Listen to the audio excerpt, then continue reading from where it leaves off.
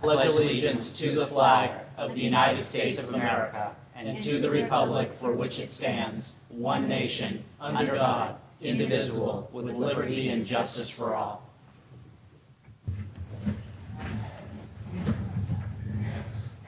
Roll call, please.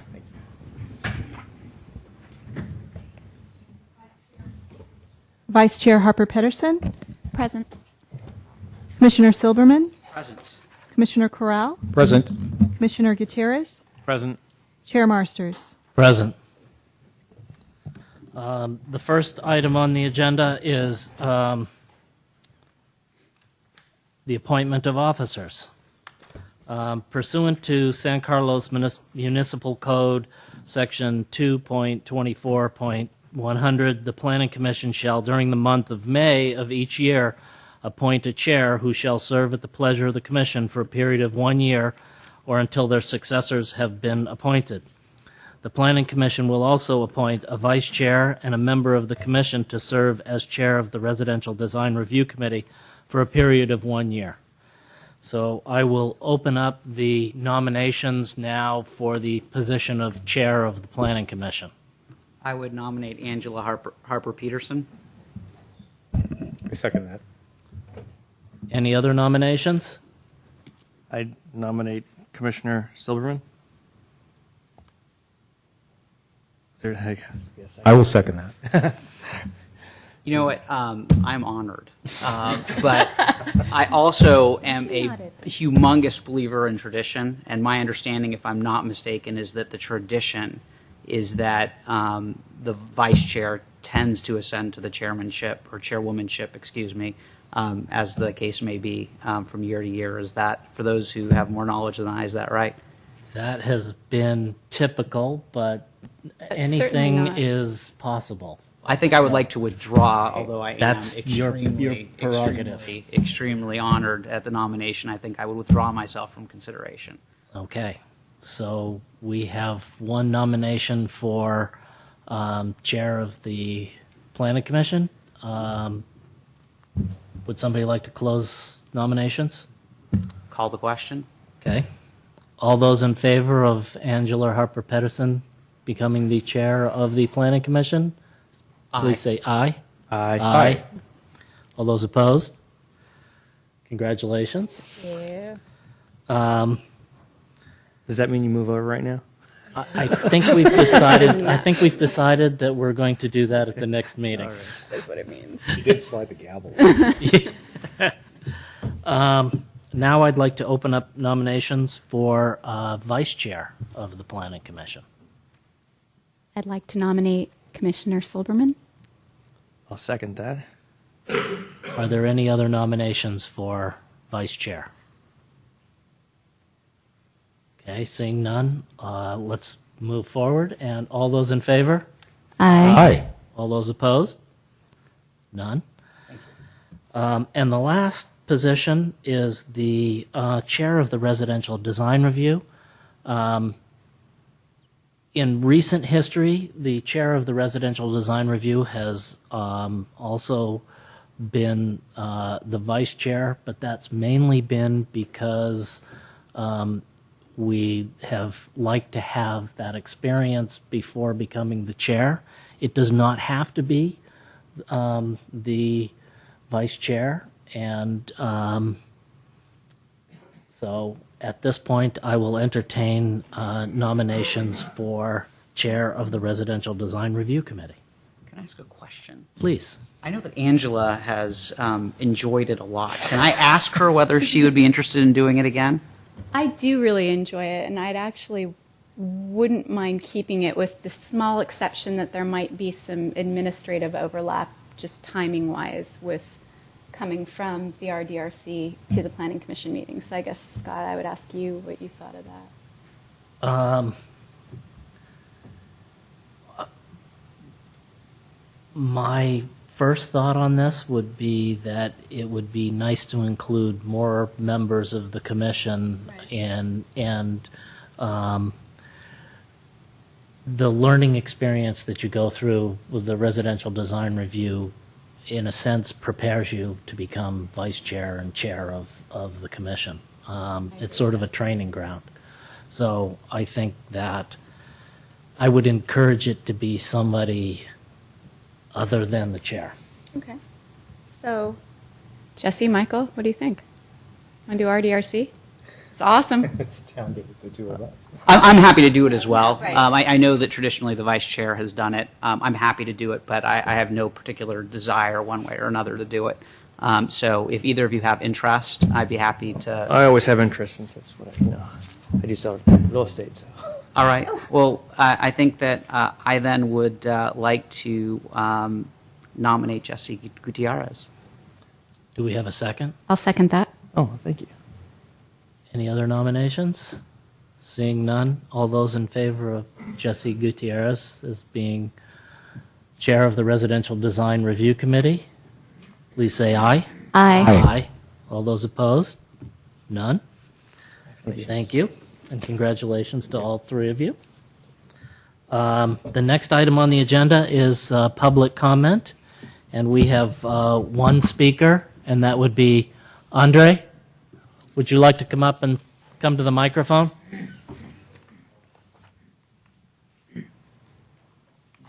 Good evening, ladies and gentlemen. My name is André Carpio.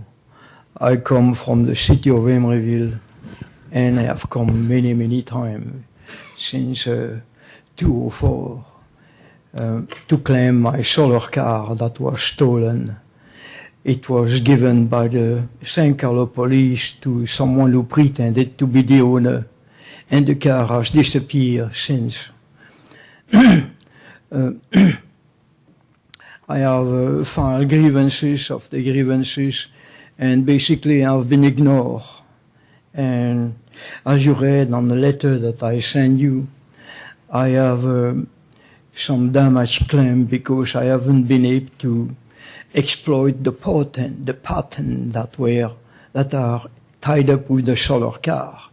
I have 1 US patent and 3 European patents.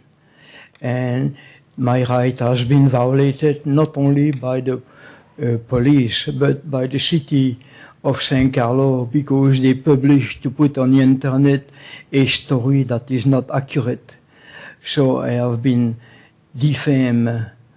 The message of the document on the internet suggests that I have been pretending fraudulously to get the solar car, but as you know, anyone who patents a system, it doesn't matter if it's electronic, like Apple or those people there, they own the patent, they own the product.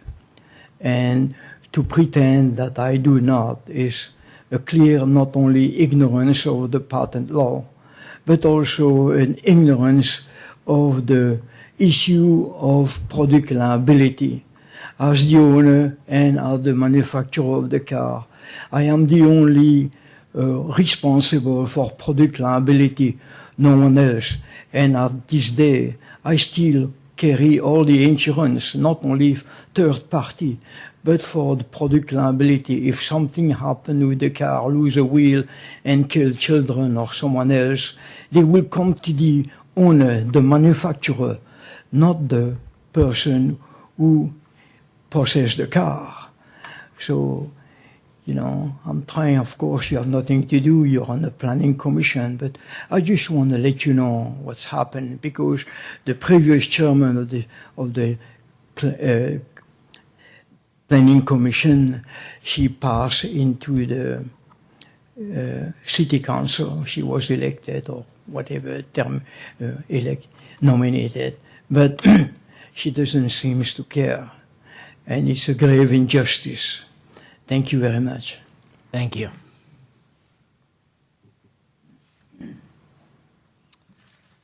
Okay. Is there anybody else who would like to speak under public comment?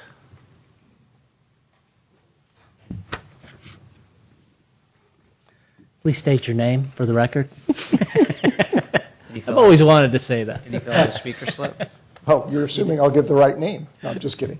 Mark Olbert, 76 Bayview Drive, just speaking for myself. I actually just wanted to take a minute and do two things. One is to thank the entire Planning Commission for dealing with a very complex year. You, as Andre just alluded to, your chairman chairwoman, moved up to the city council, and that created some openings on your commission, and I think there were another opening at the time. So those are always challenging times, particularly when you have complex issues to deal with, and you've had a few of those. So thank you all for that. And I also just wanted to particularly thank Chair Marsters for his efforts.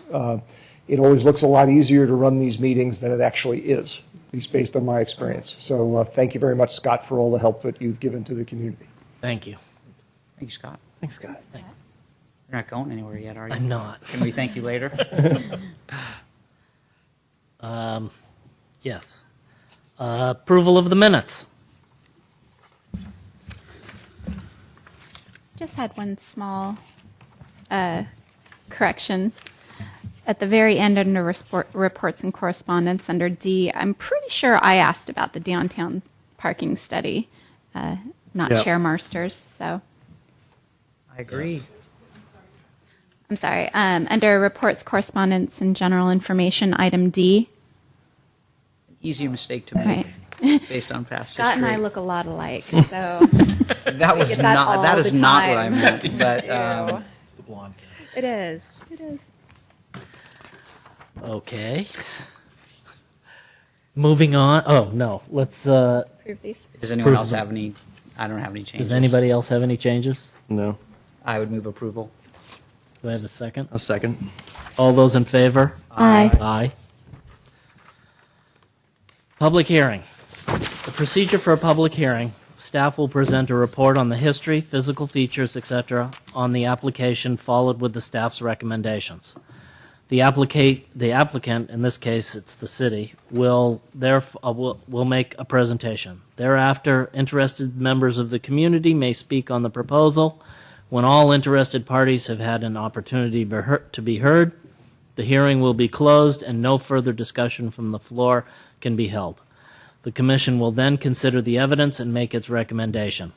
If you challenge a public hearing item in court, you may be limited to raising only those issues you or someone else raised at the public hearing described in this notice, the public notice, or in written correspondence delivered to the city at or prior to the public hearing. Speakers should fill out a speaker's form found by the door and hand it to the recording secretary prior to addressing the commission. The speaker should come up to the microphone to speak since the meeting is being recorded. This will assist staff in preparing the minutes. Item A, consideration of zoning ordinance amendments to the San Carlos zoning map and San Carlos zoning ordinance, Title 18 of the San Carlos Municipal Code, to establish a new zoning district, landmark commercial, and to amend use regulations pertaining to the general commercial industrial zoning district. This item is continued from the May 6, 2013 Planning Commission meeting. Good evening. I don't know, should I say interim chair, Marsters and commissioners. Again, my name is Lisa Porras. I am the principal planner here at the City of San Carlos.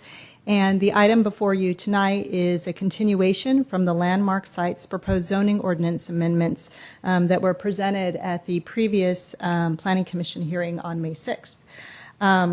Tonight, for the benefit of anyone listening to this or hearing this for the first time, I'd like to just quickly revisit a bit of the background about the landmark sites and then restate the direction that we received, that staff received from the Planning Commission at the previous hearing. And I'd also like to describe staff's continued outreach with the property owners and the discussions that we've had, and highlight some of the concerns from the letters that we received.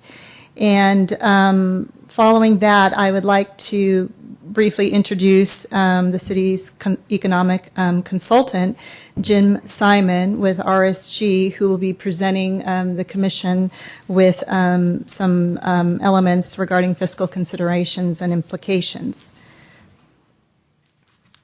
So as we recall from the previous meeting, landmark sites are part of the City of San Carlos's vision, the city's policy, and the city's current economic development strategy, mainly because of their location. They've been identified as having an advantageous location, being next to the freeway, And also, they're identified in the city's general plan as the primary gateway to the city. I should back up for a moment because I'm not showing a map this time, but again, the landmark site that we are going to be, that's up for consideration tonight for rezoning are those properties at the corner of Industrial and Holly, Landmark Site A and Landmark Site B. Landmark C has been eliminated, but I'll get to that in a minute.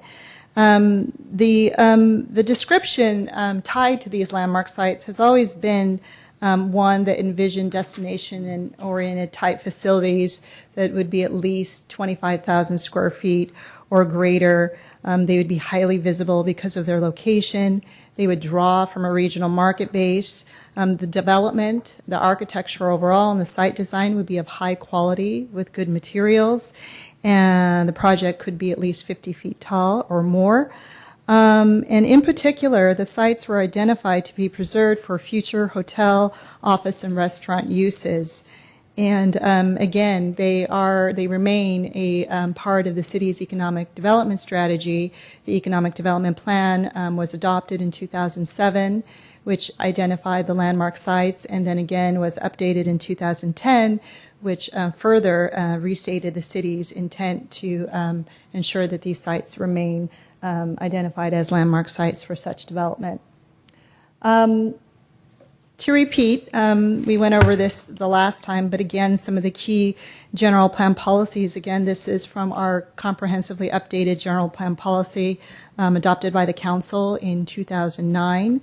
The policies there state that the city should support and maintain land uses that contribute to the city's economy and support the fiscal well-being of the city. Policies in the general plan also state that the city should implement the economic development plan, of which contains policies for the landmark sites. Policies also encourage new development on parcels that front Highway 101 to expand the city's tax base. And in particular, there is policy that we should encourage development of the landmark sites for such uses. On May 6th, the last time we met, in conclusion of the meeting, the Planning Commission had asked staff to look into the possibility of allowing some uses to be permitted by right. The Commission also asked staff to decrease the cost of the conditional use permit and look at perhaps allowing minor use permits. So again, that would be a cost and timing consideration. And then also look into eliminating landmark site C, which is down at the southern end of the city, which had already been developed with the Circle Star office and hotel project.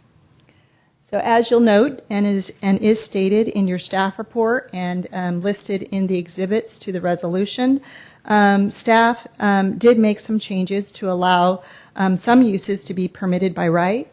And so some examples of the types of business that we looked into allowing by right are business services, food preparation-oriented uses, maintenance and repair, offices, gyms less than 5,000 square feet, and general retail.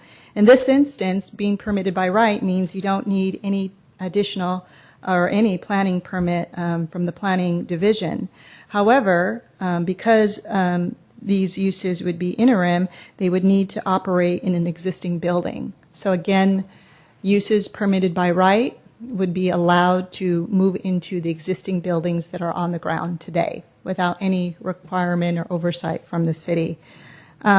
Staff also looked in the use table, as I mentioned before, and we changed some of the conditional use permit requirements to allow minor use permits, which is in effect a cost difference to applicants. A minor use permit would cost an applicant just over $2,500, whereas conditional use permit subject before the Planning Commission approval would require over $5,000. So again, that would be to help streamline the process because you could meet with the zoning administrator anytime versus the 2 times a month with the Planning Commission. And we agreed that elimination of landmark site C seemed appropriate given the development that had previously taken place. Regarding staff outreach with the property owners and the overall process in general, starting back from April 23rd, you recall that staff presented these changes to the Economic Development Advisory Commission. And the commission actually recommended that there should be a particular zone, that the landmark sites were significant enough that they should have their own zoning designation. Staff had presented some options where we would keep the GCI, but added a number of different qualifications in the form of footnotes for the sites. So based upon the Economic Development Advisory recommendation, we came up with an entirely new zoning district for these parcels. Meetings with property owners occurred May 6th. That was right before we had our hearing, first hearing on this subject.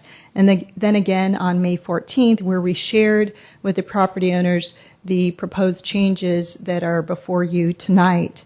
And I will say that the property owners remain opposed to any zoning ordinance amendments that have been proposed. So I believe we should all have the 6 letters that we received around May 16th, May 17th. There should be 6 letters that you received for this particular item. Some of the things that we heard from property owners was that there really were no changes made since the May 6th Planning Commission hearings, and that all uses still remain subject to time and cost. Staff would disagree with this statement outright, that there haven't been any changes. The staff doesn't recommend that the city completely turn over 100% of the discretion to the property owners by permitting uses outright, with uses being permitted outright and without any condition that they occur in the existing building. A property owner could choose to expand a building, to enlarge it, to tear it down and rebuild, and that wouldn't be conducive to achieving the longstanding vision. So we wanted to at least remove some discretion and allow things by right, but require that they go inside the existing buildings. The other comment that we heard was a little bit of confusion over some uses being permitted versus being grandfathered in, and that had to do with instructional services, which is a use classification in our zoning ordinance, and the large and small scale commercial recreational use classification in our zoning ordinance. And instructional services are defined as a use that would that's defined by single, or maybe there might be 2 instructors that would instruct a single type of skill, whether that could be a voice instruction, a yoga instructor, a mixed martial arts instructor that would have a facility focused on that one particular instruction-oriented use, versus commercial recreation use, which is more tied to what you would conceive as a gym or a fitness club. And certainly in fitness clubs, you could have yoga classes, or maybe there would be a mixed martial arts class, but they would be occurring within the larger construct of a gym, whereas instructional services are smaller, single type of instruction-oriented use. And the reason that came up is because in instructional service uses are currently under the GCI zoning designation allowed with a minor use permit, and the proposed change is to not allow those particular uses because they don't fit within the long-standing vision of the city for economic development of the site. So if a use is currently on the property right now, that there's a vocal teacher or a yoga instructor or a martial arts instructor, that use could continue. Even if the city council adopted these changes a month from now, that particular use could continue. They would be grandfathered in.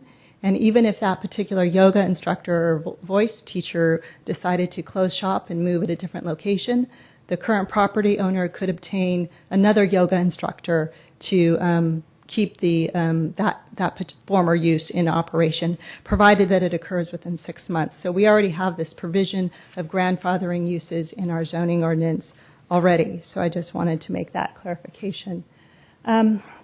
We also heard that the amendments are fundamentally flawed, that they're ill-conceived, that they're hastily drafted. But what I would like to remind the Commission is that these policies and regulations aren't new. They weren't hastily drafted. They existed in the 1991 specific plan, and what we're trying to do is recapture them and put them back into place to ensure that the economic objectives for the city can be met. We also heard that the vision is no longer valid.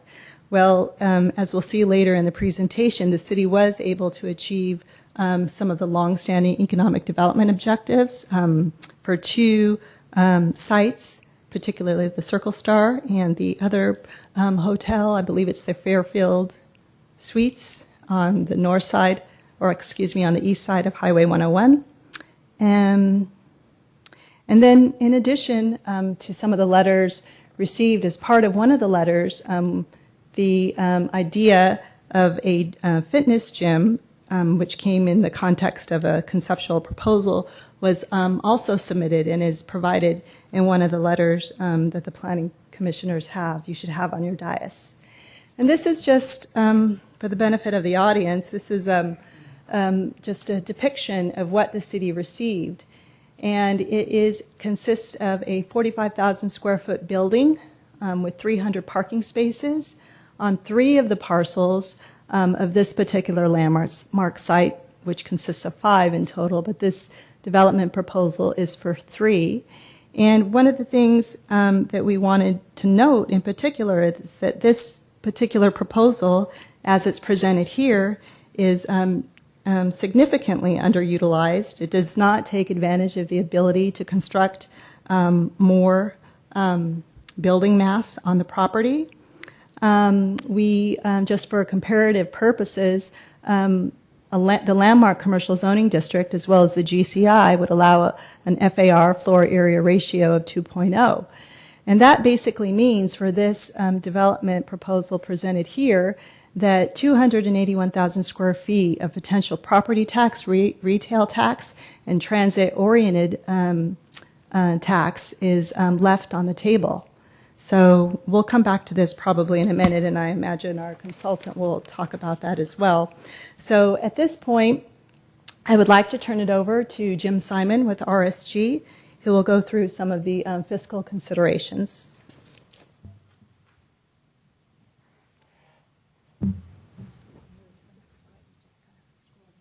Okay, great. Good evening. My name is Jim Simon. I'm a principal with RSG, the city's economic development consultant.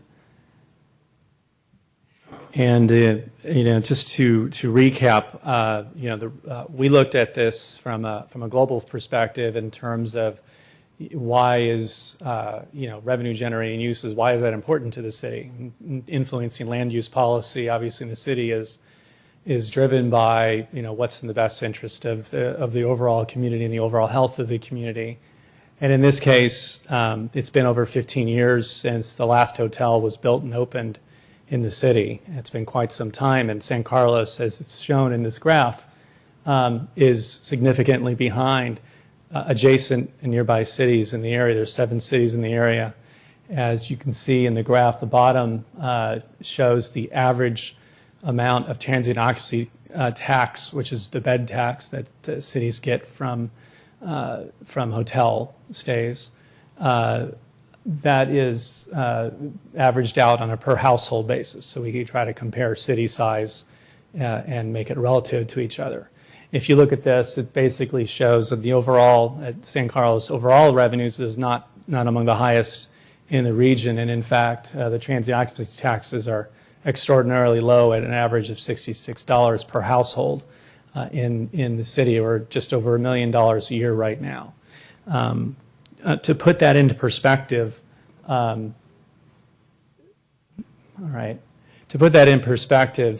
city of San Carlos would have to see the number of hotels quadruple just to reach the average of every other city in the area around it in terms of hotel activity. So the hotel market is present all around us, but not here within the city. Why is that important? Well, cities have limited ways to provide and fund services. Most of the city's services are funded through two sources, property taxes, which the city gets only 5.8% of all the taxes that are collected within its jurisdiction. That all goes to the city's general fund, a small portion going to pay down redevelopment, wind down obligations. And the balance, the other major source of funding is sales tax, which actually the city is slightly underperforming the other 7 cities in the area as well, but not nearly to the extent that it is in the TOT. So TOT is important because cities, collect a relatively large amount of revenue from one business, whereas a property taxpayer would pay, about a little over 1% of their assessed value, and those taxes would be spread through a variety of different agencies. The TOT taxes are all collected and they stay locally. That's why cities are interested in that. And it's also a separate funding mechanism that can balance out other things that are going on in real estate. And just to put also into perspective here, I did a quick analysis to see, what if we were just to be not the absolute bottom of the 7 cities, but just to try to sort of grow a little bit of additional demand from these 2 sites. So we assume maybe 450 rooms could be developed on both the 2 sites A and B of Landmark in the Landmark area, and that would still move the city just one notch up, if you will. So 450 rooms additionally does not have a significant impact on the overall position of the city relative to where it sits amongst competing cities in the area. So this is an issue because how does the city continue to provide and fund services for residents that expect a quality of life to be maintained and that type of thing. Some of the national news on hotels we've summarized here. This came from PKF Consulting, who is an internationally known advisor to the hospitality industry. I've worked with them as they've been a subconsultant to our firm, and we've worked and collaborated in projects in California as recently as a month ago. And nationally, there are a lot of good metrics out there. I think uncertainty is true in just about every sector of the economy right now. So the horizon in terms of where people see things going, but the basic fundamentals of the things that hotel operators look at are what you're seeing here: supply. Where's the supply in terms of rooms and availability of rooms? Do we need additional rooms? And these are, reflected here. The demand, obviously, where's the demand coming from both visitors, businesses, in business, leisure visitors, and those types of things. Occupancy, that's just basically the percentage of the rooms that are used. The ADR is the average daily room rate. If you look at it in a whole year, what does it typically go at? If you go today, it's one number. If you go 6 months from now, it's a different number. Average all that out, that's your average daily room rate. And then RevPAR, which is really a combination of 3 and 4. If you say, well, we've got the revenue per available room, that's what that number is. Those last 3 points are really important because not only nationally but locally here, this submarket, the San Mateo Redwood City submarket, that is the study area, if you will, of this region, as well as the city itself, has seen a 15% annual increase in RevPAR in the last 3 years since the recovery began in 2009. And the city has also seen the highest levels of transient occupancy tax collected in the first time in 10 years. So there's been a significant return to the lodging that's currently existing within the city. The next graph really just summarizes the cyclical nature. I thought it was interesting that they called it emotions, but it's the cyclical nature of the hotel industry, and where we're at currently is, they speculate is somewhere over in this area, and that there's additional capacity, which is what their numbers have shown that bear out. In terms of local demand, as I mentioned, there was a 15% annual increase in each of the last 3 years of revenue per available room, occupancy rates, and the like, and that's been reflected both here within the city as well as within the region. It's important to point that out because there's development activity happening here in this region, this San Mateo, Redwood City submarket. We're talking about, this is an example of some of the newer product that's been built. There should have been an article that didn't show up in here. There we go. Thank you. And in last week's Daily Post, there's an article in there about why TOT is so important to cities and what cities are seeing happening. In the case of Palo Alto, they have actually 4 hotel projects currently in the pipeline. This talks about some of the revenues that they're expecting to generate from those, and these are active projects that are currently being pursued in their jurisdiction.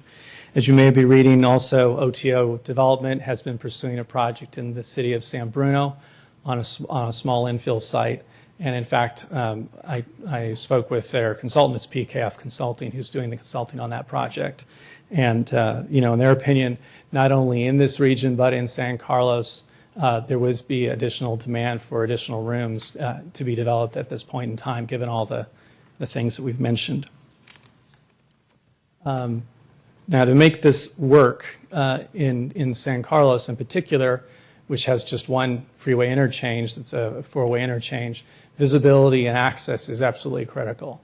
It's why, obviously, the landmark sites became the landmark sites to begin with. They're highly valuable pieces of property, given the fact that they're strategically important.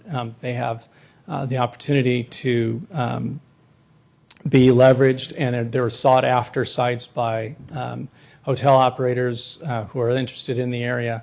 One of the challenges, of course, that you have as currently, these sites are all presently developed.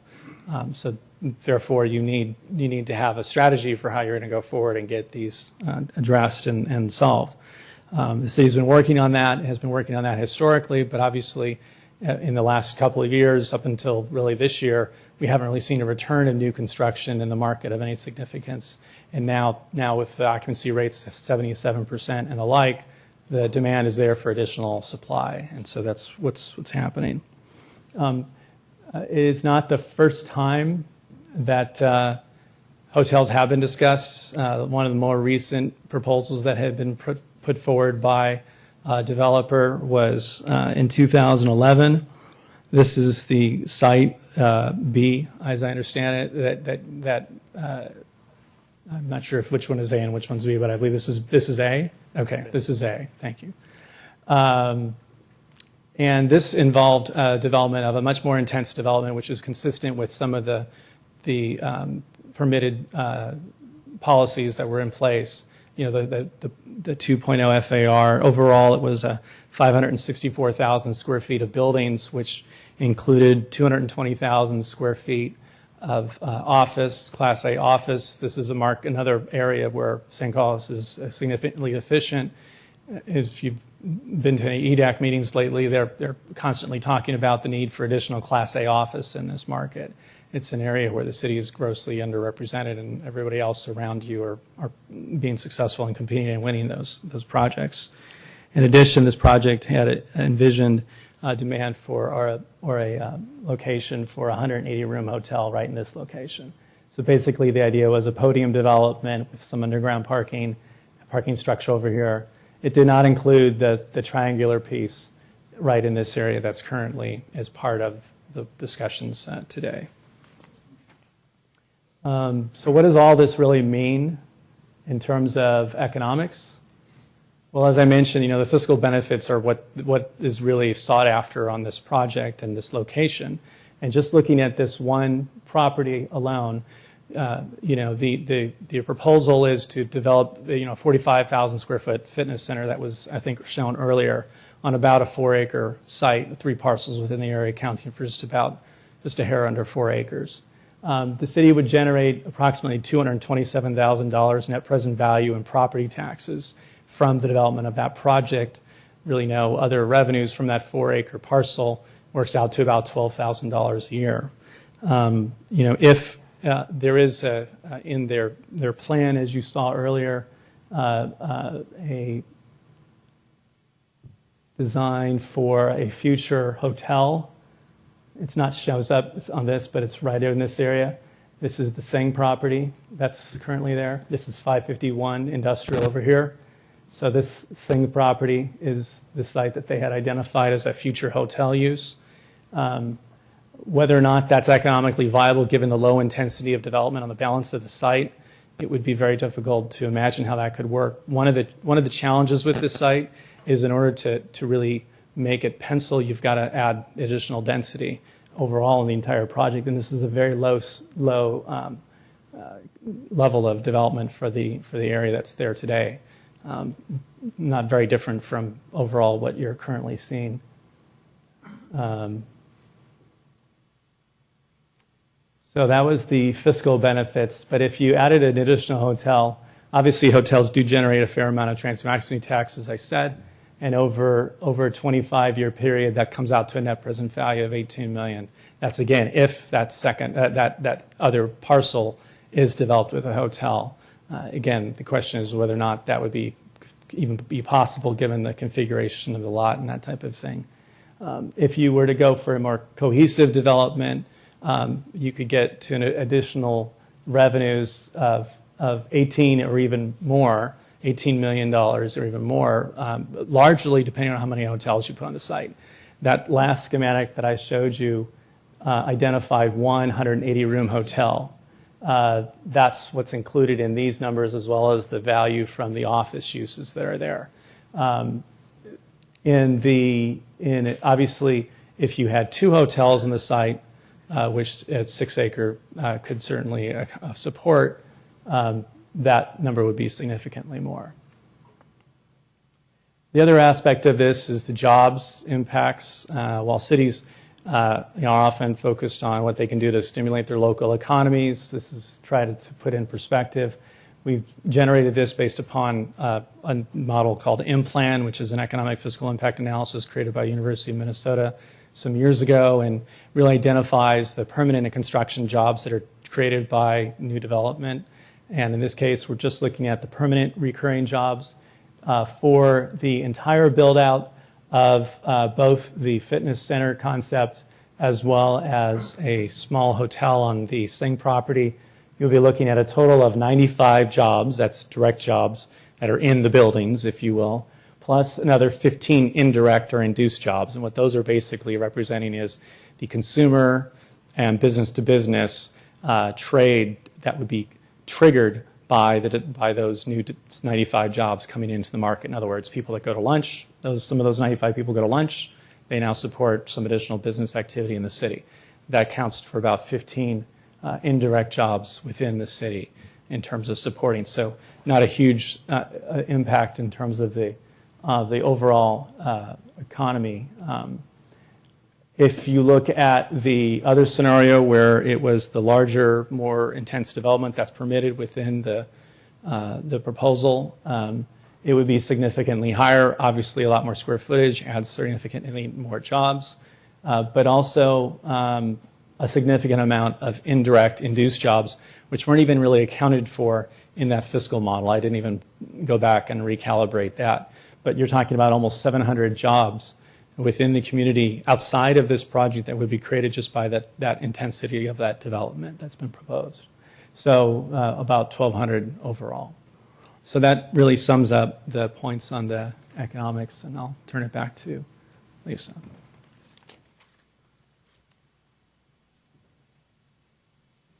Thank you, Jim. Certainly, this is a significant question before the city right now, and staff understands that, and we understand the concerns that the property owners have regarding, the parcels that they own, and we understand that, they don't want, additional regulations imposed on them, and we certainly understand that. However, because of the longstanding policy that the city has had for many, many years, and for all the things that we heard about tonight, we maintain our recommendation that the Planning Commission make a recommendation to the City Council to adopt these amendments. And again, what we're trying to do is recapture what was the policies and regulations that were previously in place. They're not brand new policies. They're actually, you might call them previous policies. And we wanted to make it clear that if the Planning Commission did not recommend and the City Council did not approve, this would actually be a reversal of the policy that we currently have in place, particularly with our 2010 Economic Development Plan, and also some policies that we have in our general plan concerning landmark sites. By not adopting, as we heard, San Carlos's fiscal plans or our economic objectives could be, or actually would be, eliminated and they would be abandoned simply because there are no other sites like these sites within the city. So I just wanted to take a moment and close with those remarks and to refresh our memory, and for those watching for the first time, we are proposing amendments to 4 sections, actually 5 areas of the zoning ordinance. The first is Article 1, where we establish all the zoning districts throughout the city, and we note that landmark commercial would be a new one. In Article 2, regarding our commercial zoning districts, we have our GCI, our neighborhood retail, and landmark commercial would be a new one. The purpose and intent would be amended to include landmark commercial. And as in your packet, all of the modifications listed in the exhibits to the resolution concerning land uses would be amended as well. In Article 4, this is where the city sets forth its requirements and findings for use permits. And again, staff is maintaining their recommendation for the addition of 2 new findings, which are for regional and destination-oriented uses, and then other uses other than those, you would need to make a finding for one or the other. Article 5 is the city's definitions for terms and use classifications. So, of course, we'd add in a couple definitions for the terms we've talked about tonight. And then finally, the zoning map itself would be amended to indicate a new shade or depiction for the landmark commercial zones. So this concludes staff's presentation, and I'll leave up on the slide staff's recommended motion for the Planning Commission's consideration. As you can see, Community Development Director Al Savea is here. We have our City Attorney Greg Rubens. Economic Development Manager Mark Sawicki is here, and you've heard from Jim Simon, and we're all available to take any questions you may have. Thank you. Any questions for staff?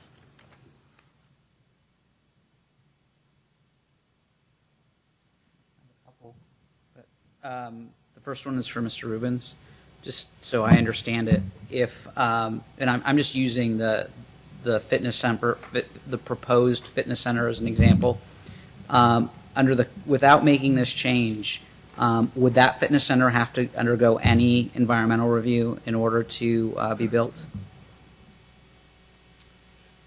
There would be some environmental review of that project in most cases.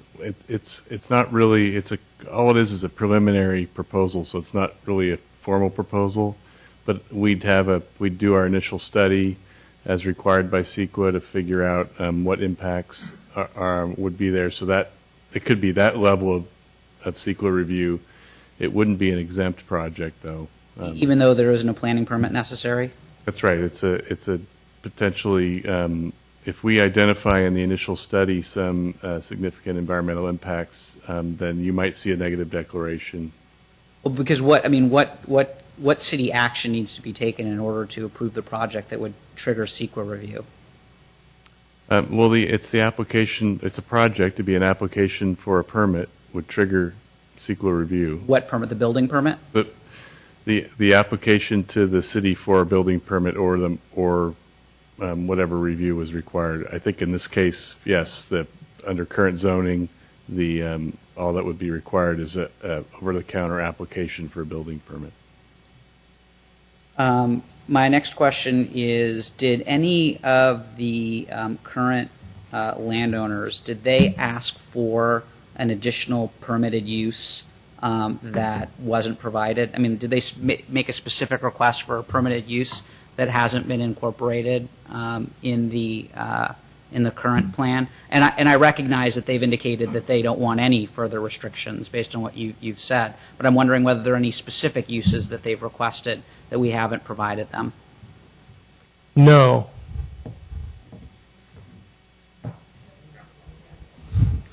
I mean, it's not like, we'd like it to be a collaborative process, but we didn't get any. Request for a specific Suggestions, use. yeah. Okay. And then why is it important that they not be able to build any additional buildings? Why is that an important requirement?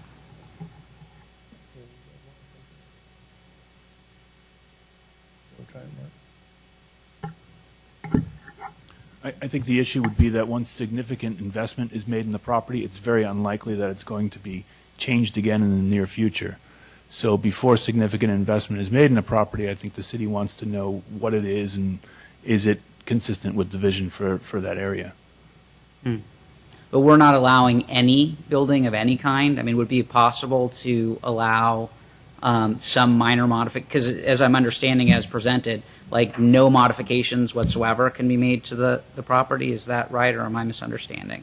You could do some modifications to the building for health and safety purposes or interior remodels and such, but additions or tear downs and rebuilds, again, that we piggyback on to what Mr. Sawicki said. So yes, you could make some modifications, but the concern is, and has been historically, that if you invest heavily or build up or extensively, then you're moving away from the vision of the long-term vision of the property.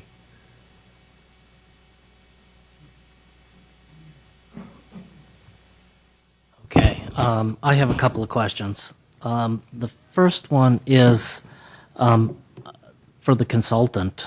How long do sites usually sit before they're developed?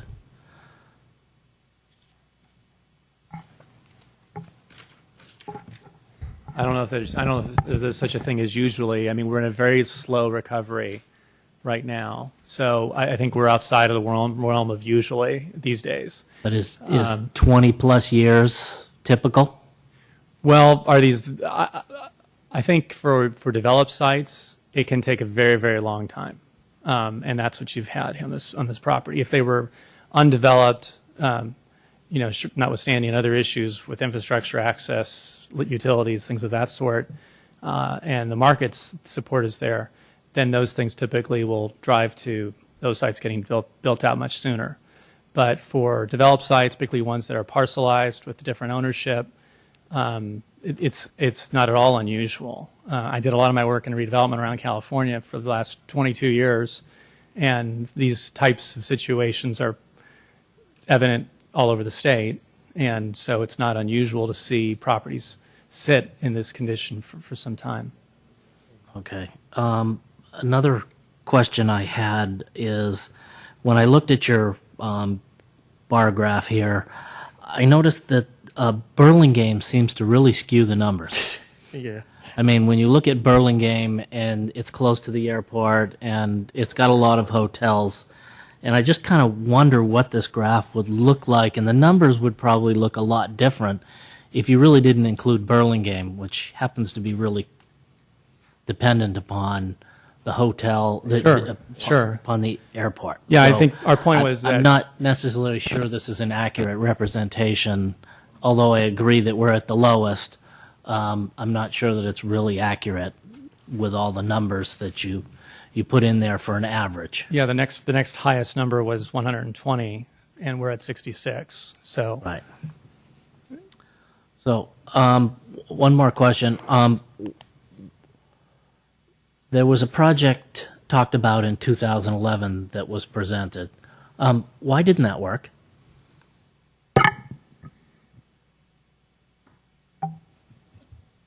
Great Recession would be one answer.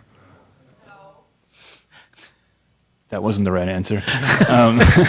Another answer would be the difficulty in trying to assemble the properties. I believe there was also discussions with the GESC neighborhood about what would be acceptable to them. We're not really clear. Another possibility is that developer won the opportunity to develop in Redwood City, which has a much more aggressive policy for development on the parcel that they had, and I think they probably put their eggs in that basket. We do know that a partner of that same developer was interested in buying 551 Industrial and made a bid for the property, but was unable to secure the property. So there was an intent there very recently to do that.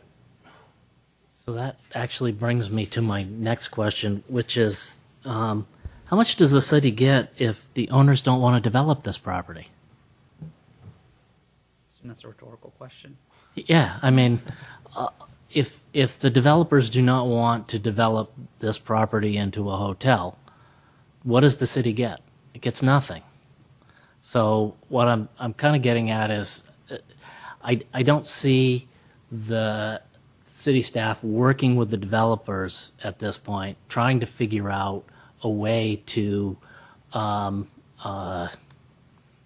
up with a solution that allows the city to get a hotel, but still allows the owners of the property to get the value that they have in their property. So it's just something that really sort of bothers me in this whole situation, is that I don't really see. I'm looking for the win-win situation here, and all I see is one side's going to lose or the other side's going to lose. So we may come back to that in a little bit. If I could just add on to that, Mr. Chairman, I don't think the city is opposed to a fitness center there.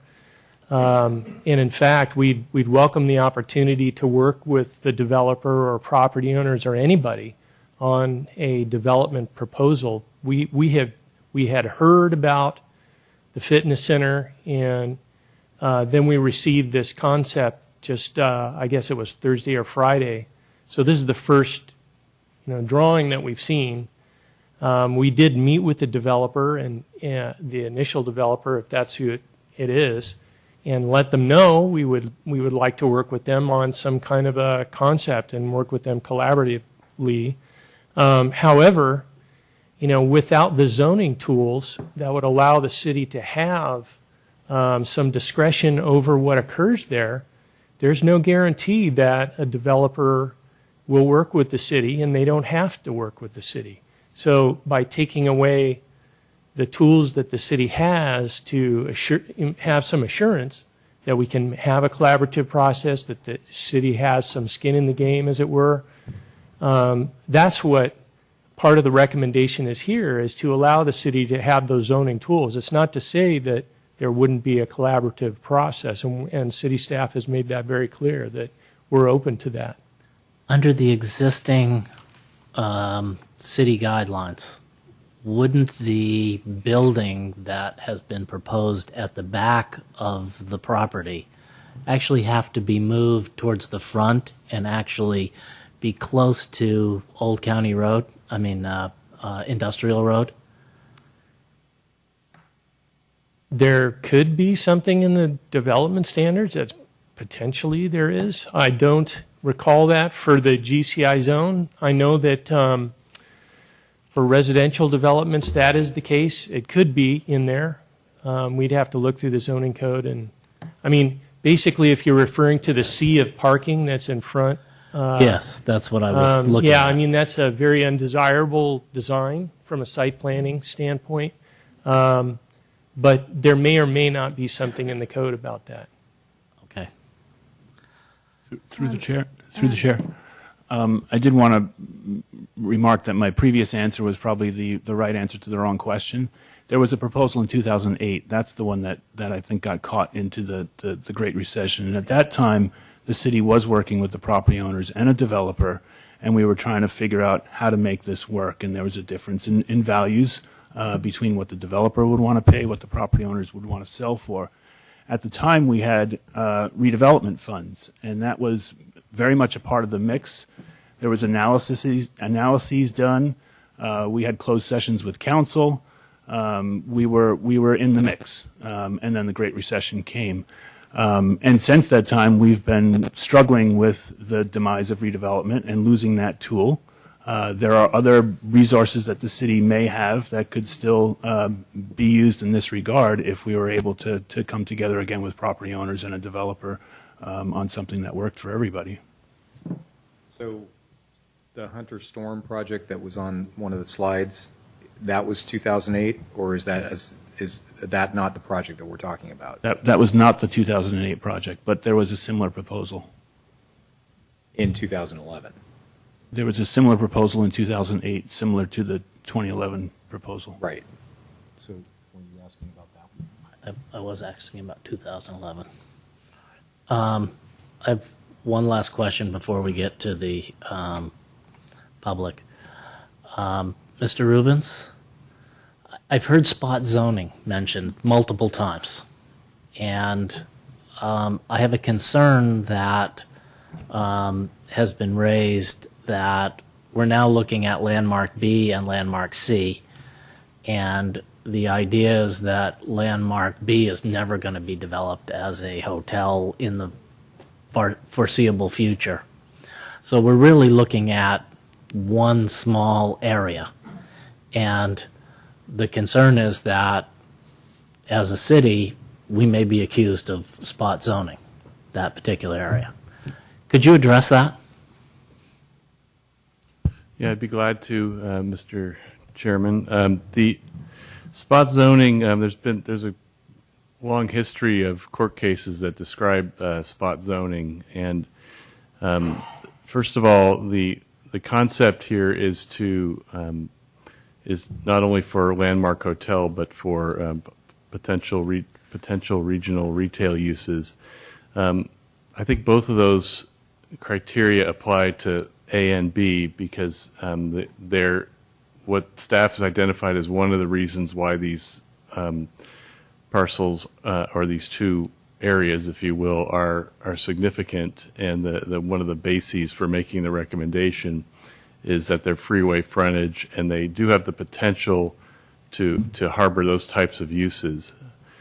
The spot zoning, the cases that have spot zoning are typically one parcel, not two areas where there's multiple parcels. First of all, the classic cases talk about the city acting arbitrarily or without any justification for making a differential zoning for one parcel that's surrounded by other uses. Sometimes the other uses are more intense, sometimes they're less intense. It just depends on the type of case that comes before the courts. This case, in this particular matter, we have studied and analyzed these two areas to make sure that we don't think that there is a spot zoning. I see some of the correspondence that talk about it. You always get the kind of allegations when you have areas that are like this, but the two areas A and B really do have a lot in common. It just seems like, in the fact that the city is trying to encourage the best or desired use there, these types of regional retail or hotel, brings those two parcels into an area where we can support and make the recommendation, and we're trying to provide you with the evidence to make the findings that there is a basis for treating these areas differently than the other CGI zoning areas that we're carving this out of. I think it's not only the history of where we were with these parcels. I think that's one of the bases, but they are somewhat unique in the sense that they're different than other parcels in the GCI because of the location where they are and the freeway frontage and the longstanding city policies.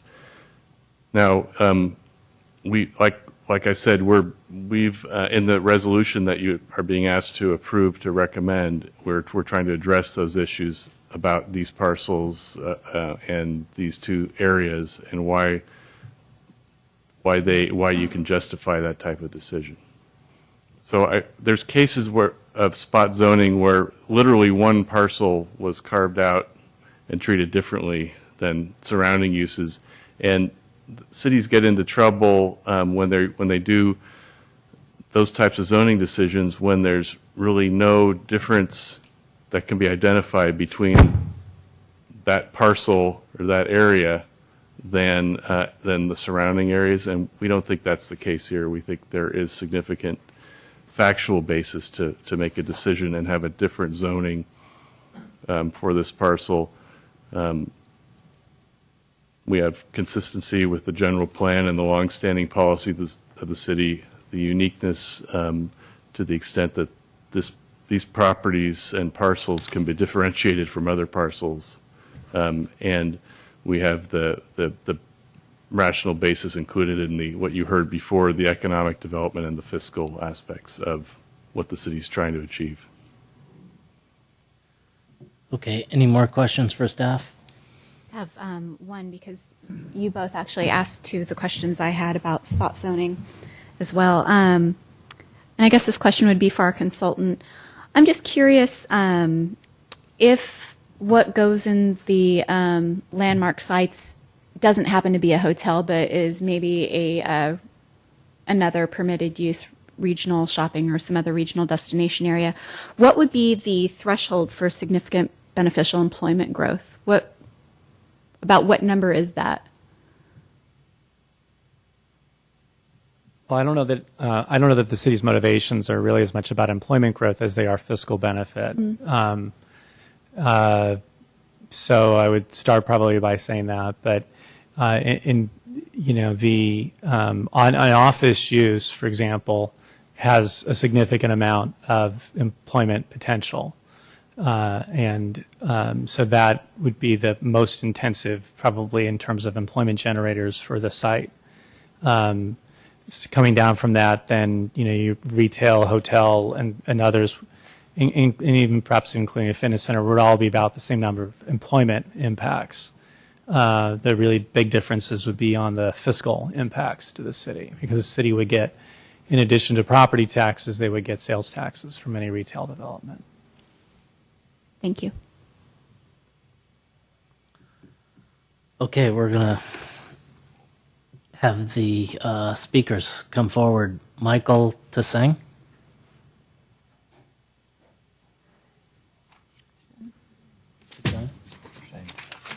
Tseng? Oh, all right. You correct us. How do you say your last name? Sang. Tseng. Okay. So, as I said last time, I'm from the Landmark Site A, 501 Industrial Road, Bayshore Supply. And we did meet on the 14th with the advisors. And although it sounded like there was some progress, it didn't feel like there was some progress. There was still a lot of restrictions. Everything's under conditional or minor use permit. And if in the future we were to decide to, say, tear down, rebuild, and expand our business, we'd be stuck under a minor use permit as a building material supplier. And essentially that would place the future of our business under the whim of the Planning Commission, or at least a planning advisor. So that introduces some huge insecurities and uncertainties if the landmark commercial zone is passed. So, I mean, St. Carlos has treated us very well. We've grown here since '96, and we hope to stay. We do want to cooperate with you guys and generate more sales tax, but you guys got to cooperate with us as well. So, Do you have any plans to do that, to tear down and rebuild? Jack is now the owner. My father is the owner, and he's going to transfer it to me. And I do have plans. The building is run down. There is space for growth. That site is very prime, and I do have plans to redevelop, turn it into a perhaps a high quality. The language that the landmark site or landmark commercial introduces, a high quality architectural design using good materials, of course. So, yeah, and I hope. Are there any permitted uses that you would like to have that aren't in here? Well, everything in the landmark site right now, landmark commercial right now, is minor use or conditional use, which is huge insecurity for me. Like, if I were to redevelop into something else other than Bayshore Supply, I would still have to come to you guys. Although there are permitted uses, there are footnotes, and only exists in existing buildings. So I can only reuse my rundown building if I were to do something else that is outright permitted. Are there any other outright permitted uses that you want? right now? Right now, we'll be building material supply. Thank you very much. Thank you. John Weatherby?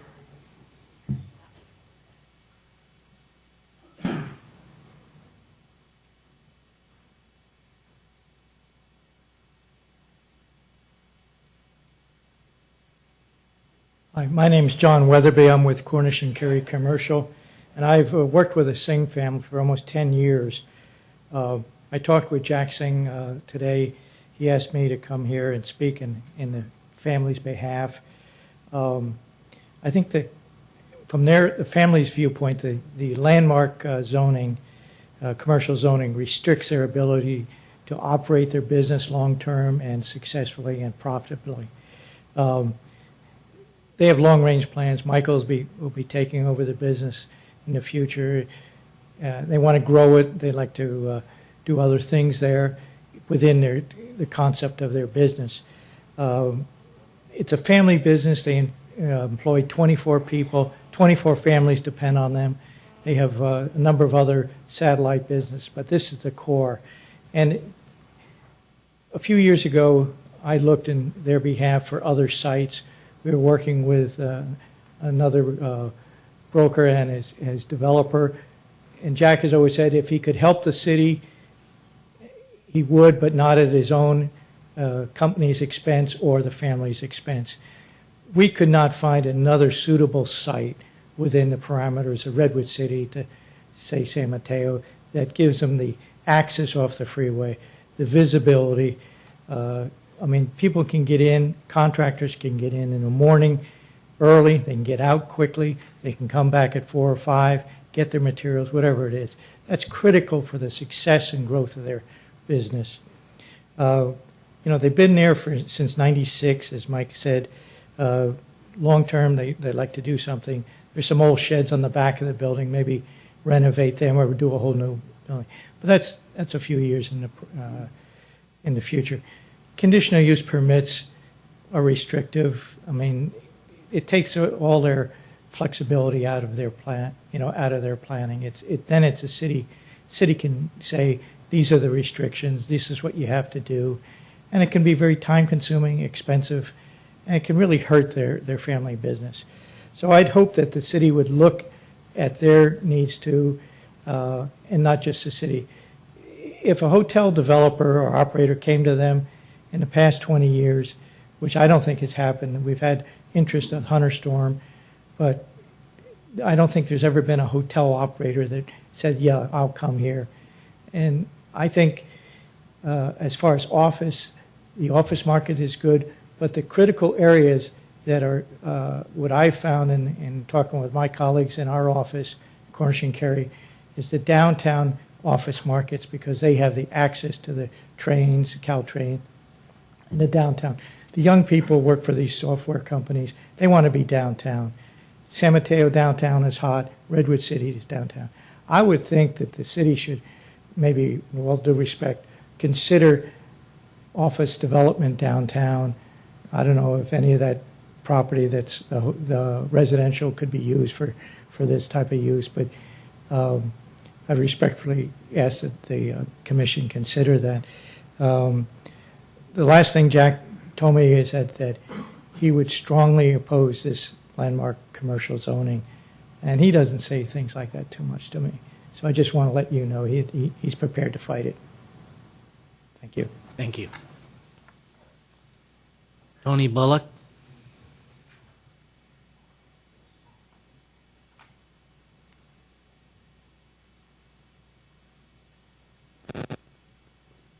Commissioners, my name is Tony Bullock. I'm with Black Mountain Properties. I was also in attendance on the May 14th meeting along with Michael. I do have some concerns in regards to what I believe was the request of the Commission for staff to work cooperatively with us as the property owners.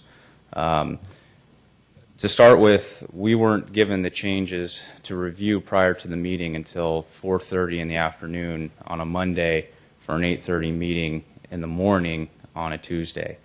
Once in the meeting, We were basically told what the changes were and asked if we had any questions and allowed to ask questions of the staff.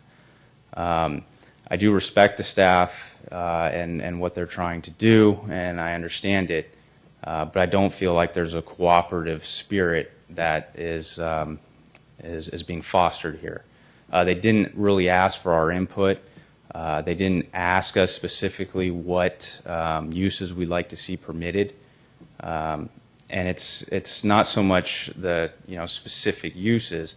To give you an example, the only thing that's really permitted under the landmark commercial are the existing uses. If the use were to change, but if there were to, if it doesn't change the requirement of as far as tenant improvements or anything to that effect, it still needs to go through a conditional use permit. For Black Mountain Properties, and our business being that we're leasing the spaces and the buildings, it's detrimental to us to have further restrictions on the zoning. And something that was really concerning to me in that meeting, was to hear Michael Singh's plans for his property, which one of the few things that both sides have been able to agree upon is that the key piece for hotel development is the Singh property.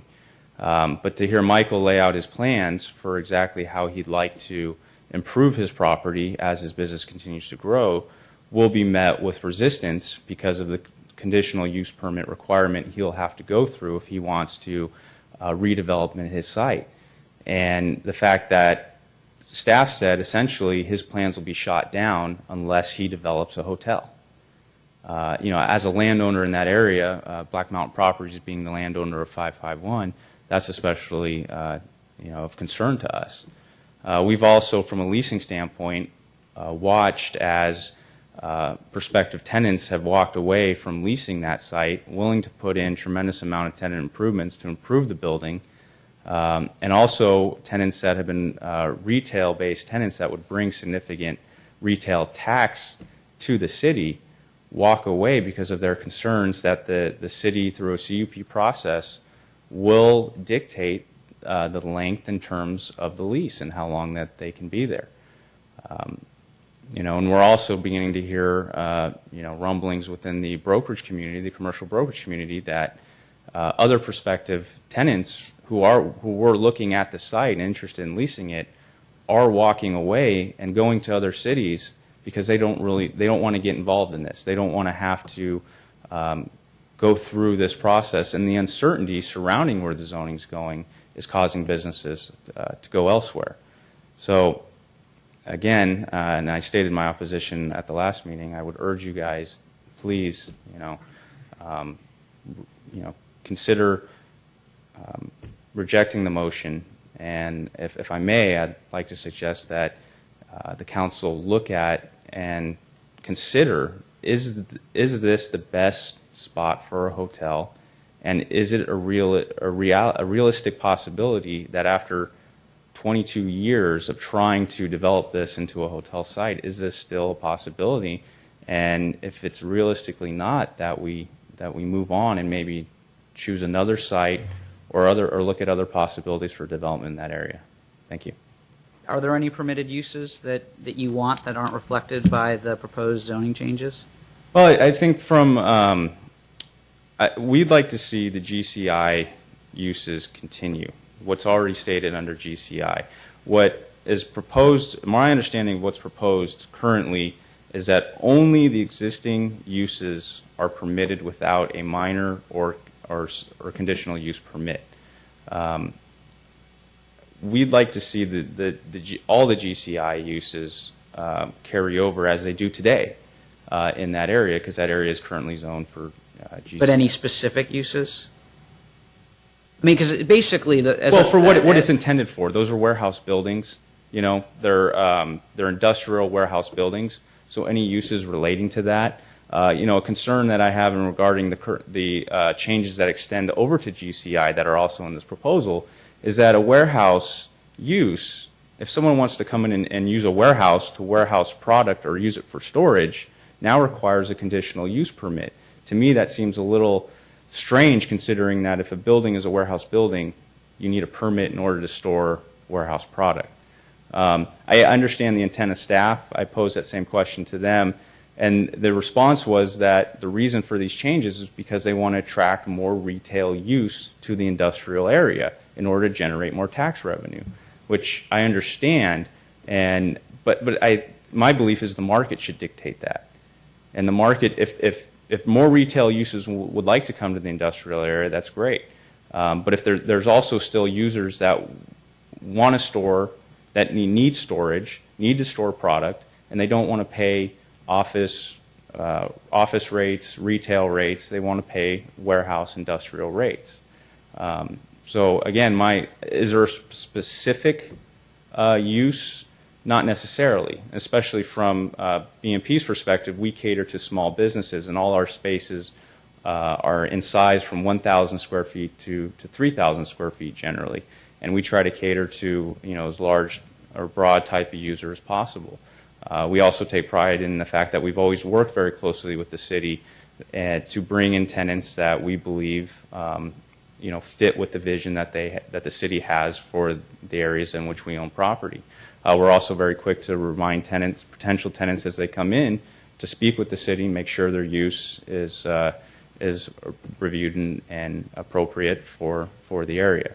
So I don't have a direct answer. Is there a specific use? I would just like to continue to see the GCI uses be permitted for the landmark commercial area and not be so restrictive that it makes it tough for the owners to grow with their properties and for companies like us to realize a return by putting in a good tenant for both us and for the city from a tax revenue basis.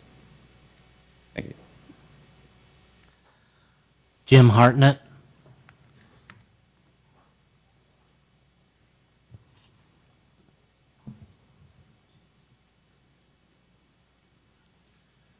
Thank you, Mr. Chair and Planning Commissioners. My name is Jim Hartnett. As you know, I represent the Pay family. I submitted a letter in connection with the prior hearing and another one for tonight. And I know it's been noted for the record that you've received it. So I'm not going to just reiterate what's in the two letters. But I'm happy to have had the benefit of the staff discussion and the economic consultants' comments with respect to the properties and your legal counsel's discussion of spot zoning. And I'd like to react to some of their comments, not having seen them in advance of tonight. As to a change in the vision of the landmark sites, I think it's undeniable that the city itself, by its own actions, has changed the vision. The In-N-Out Burger site is just such a great example of that. The city owned the site. The city didn't have to sell it for an In-N-Out Burger site, which, Mr. Chair, as you pointed out, isn't going anywhere. Probably in our lifetimes and beyond. I would say in my grandkids' lifetimes, and I don't have grandkids yet. It's going to be there a long time. And the storage facility next to it is not going anywhere.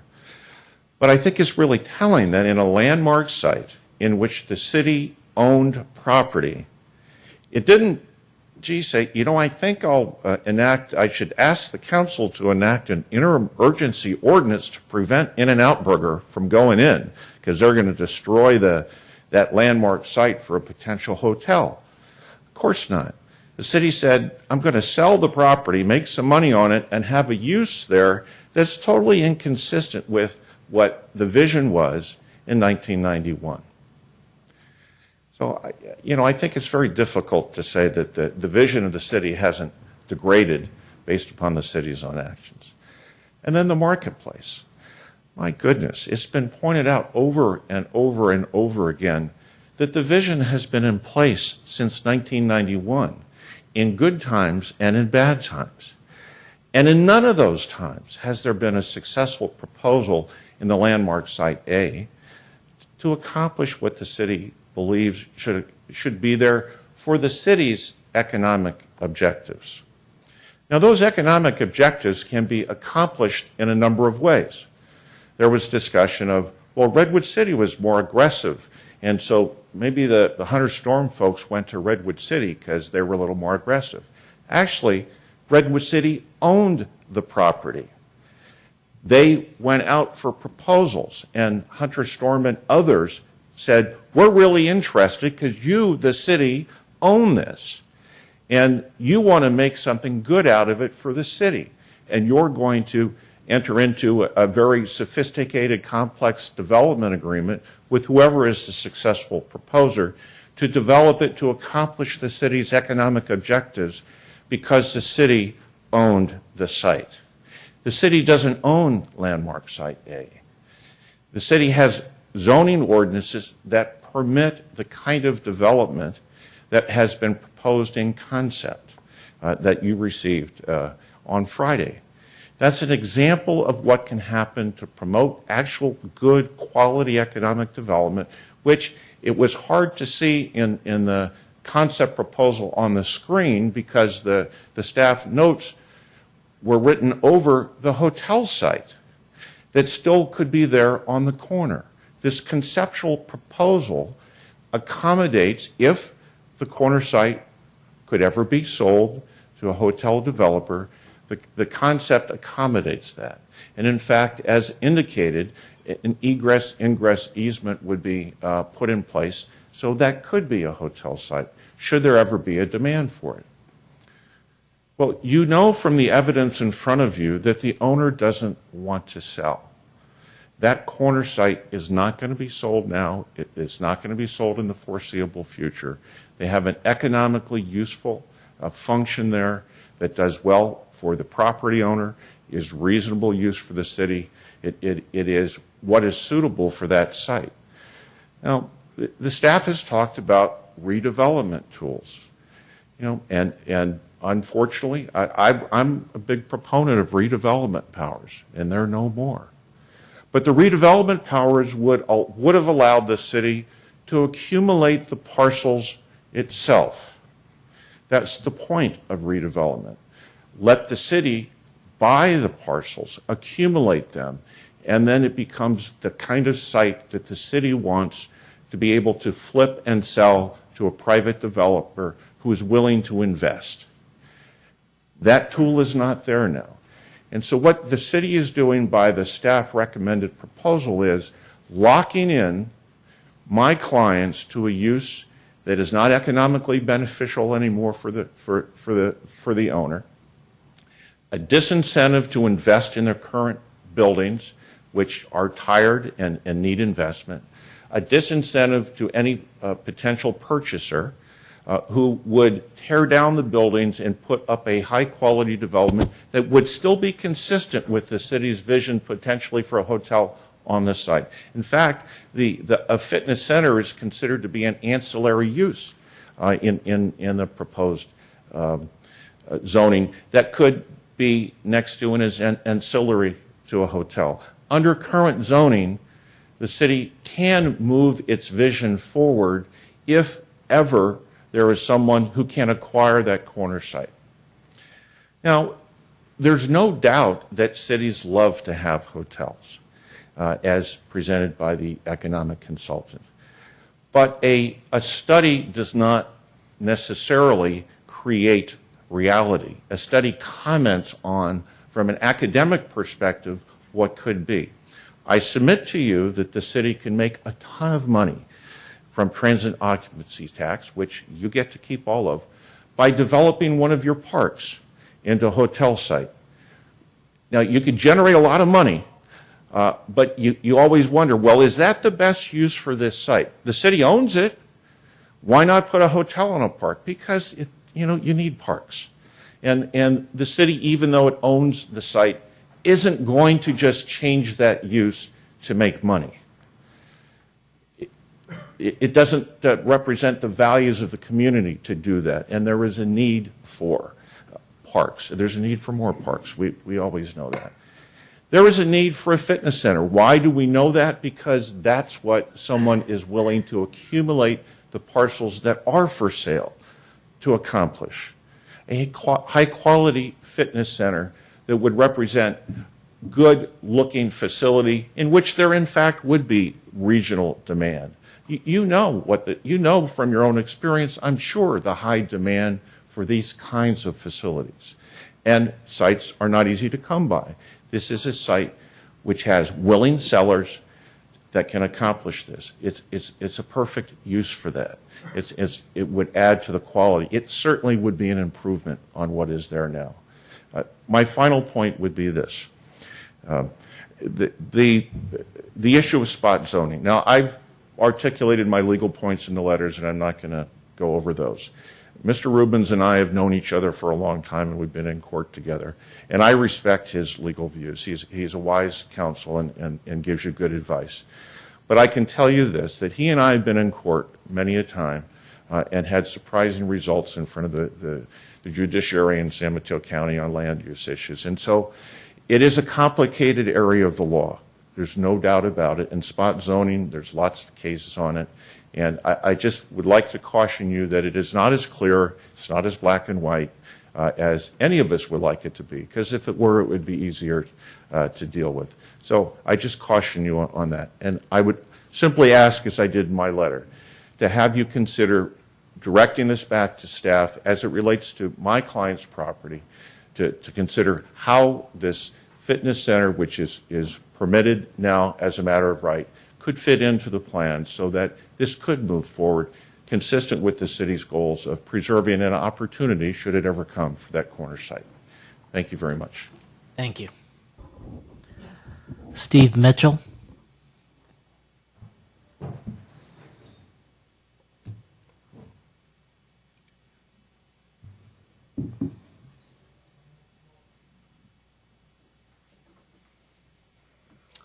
Commission and Chairman, I'm Steve Mitchell with Black Mountain Properties.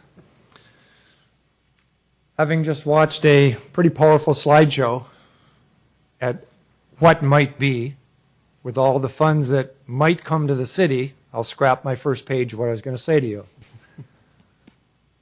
You've received my letters, you've received our legal counsel comments,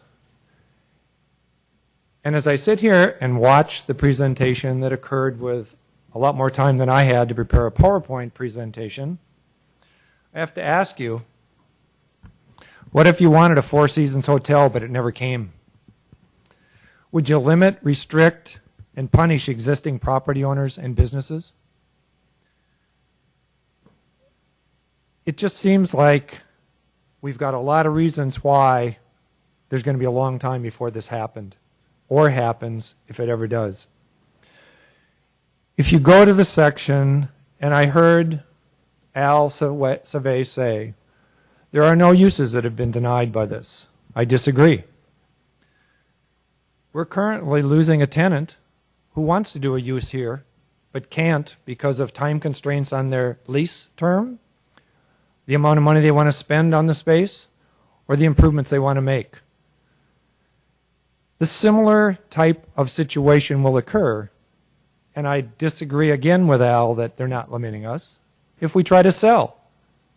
We've seen very clearly in the information that's before you, in the red highlighted section, I'd take you to City of San Carlos, page 353 and 354, your red font. Go to item B. As property owners, Black Mountain Property. Now I'll let you flip to that. Go to B. It's pretty clear there. Erection of permanent buildings inconsistent with regional retail and destination-orient uses shall not be permitted.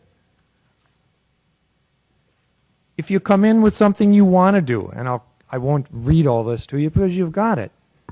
I've highlighted may be considered, but it sure as well better be for health and safety, and it better not get any bigger than the footprint of the building, or you're going to have some trouble. We go down a little farther and we talk about interim uses, and we say they may be renewed on a periodic basis subject to Planning Commission permitting. Try to attract a tenant who's going to put in $800,000 considering 8-year term with hopeful an option to renew, and his legal and his senior real estate group maybe is going to get to be there.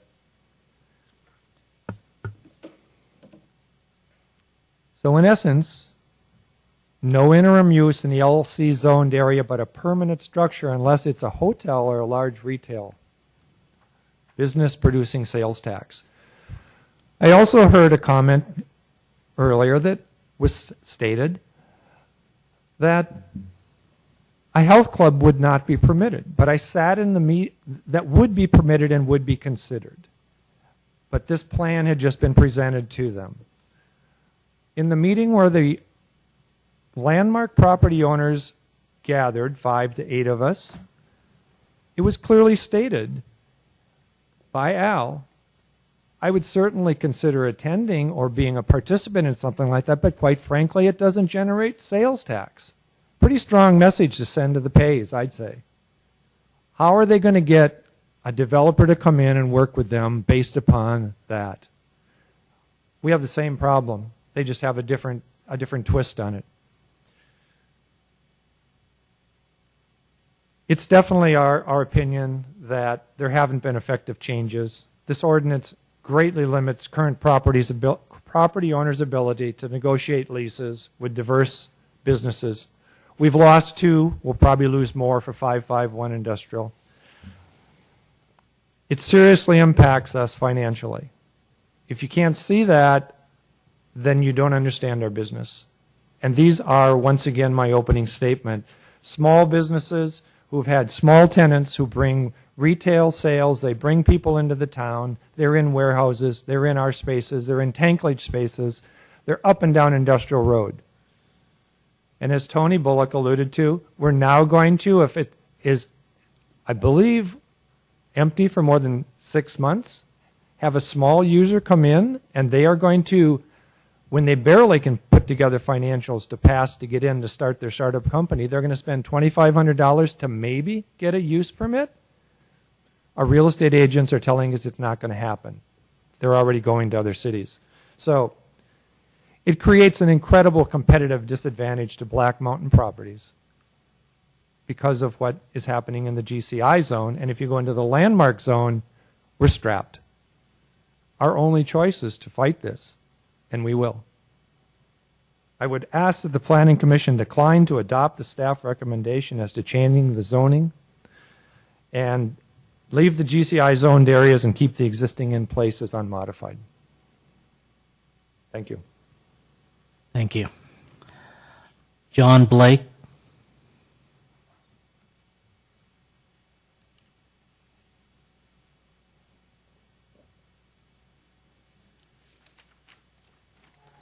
Good evening to members of the Commission. I'm here to speak on behalf of Black Mountain Properties. The vision driving the staff's proposed zoning amendments has existed for 22 years, but it remains just that, a vision. It has yet to materialize. The market has not produced it, with or without the influence of city government. And if the market will not produce it, then how is it going to happen? Should it happen? But rather than listen to what the market is telling us, which is to re-examine the vision, staff wants the city's policymakers to double down on that vision. Staff is telling us that by applying the necessary medicine, the zoning amendments, the city's policymakers can force the market to produce the vision. Stripped to its essentials, what the staff is proposing is to keep out or squeeze out viable, prosperous businesses and hence depress the value of the land that houses them in order to force the owners of that land to sell it for the sake of a vision that remains a mirage. Something is wrong with a vision that depends for its realization on force. The staff's message is that same old seductive refrain that the end justifies the means. But the wrong means will never produce the right end. These zoning amendments are the wrong means, and you should treat them accordingly. You should either take no action on them, or you should recommend to the City Council that the City Council reject them. Thank you. Thank you. Joe, you're the last speaker unless somebody else would like to speak. Please fill out a form. Joe? Ms. Payne and Mr. Steele were on my list, on my speaker's card as well. Sorry, my handwriting is bad. Okay, Joe, why don't you come up and then we'll have the Payne speak afterwards.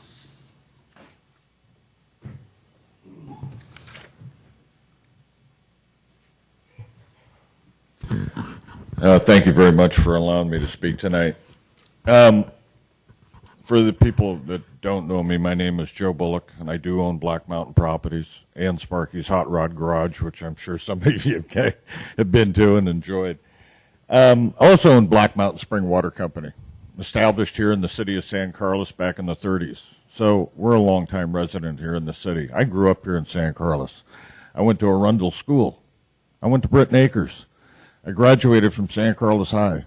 San Carlos High School property was built on our property, condemned for educational purposes, and they built a great high school on it. Today it's gone, unfortunately. But I wanted to give you a little bit of background behind me because I grew up here in this town. I went to the San Carlos Theater. I went to the Laurel Theater. I went to the Tivoli Theater. You know, I've seen the town grow. I've seen what has gone on in 50 years in this community. Probably longer than anybody else. I don't think staff has seen the town grow the way that I've seen it grow.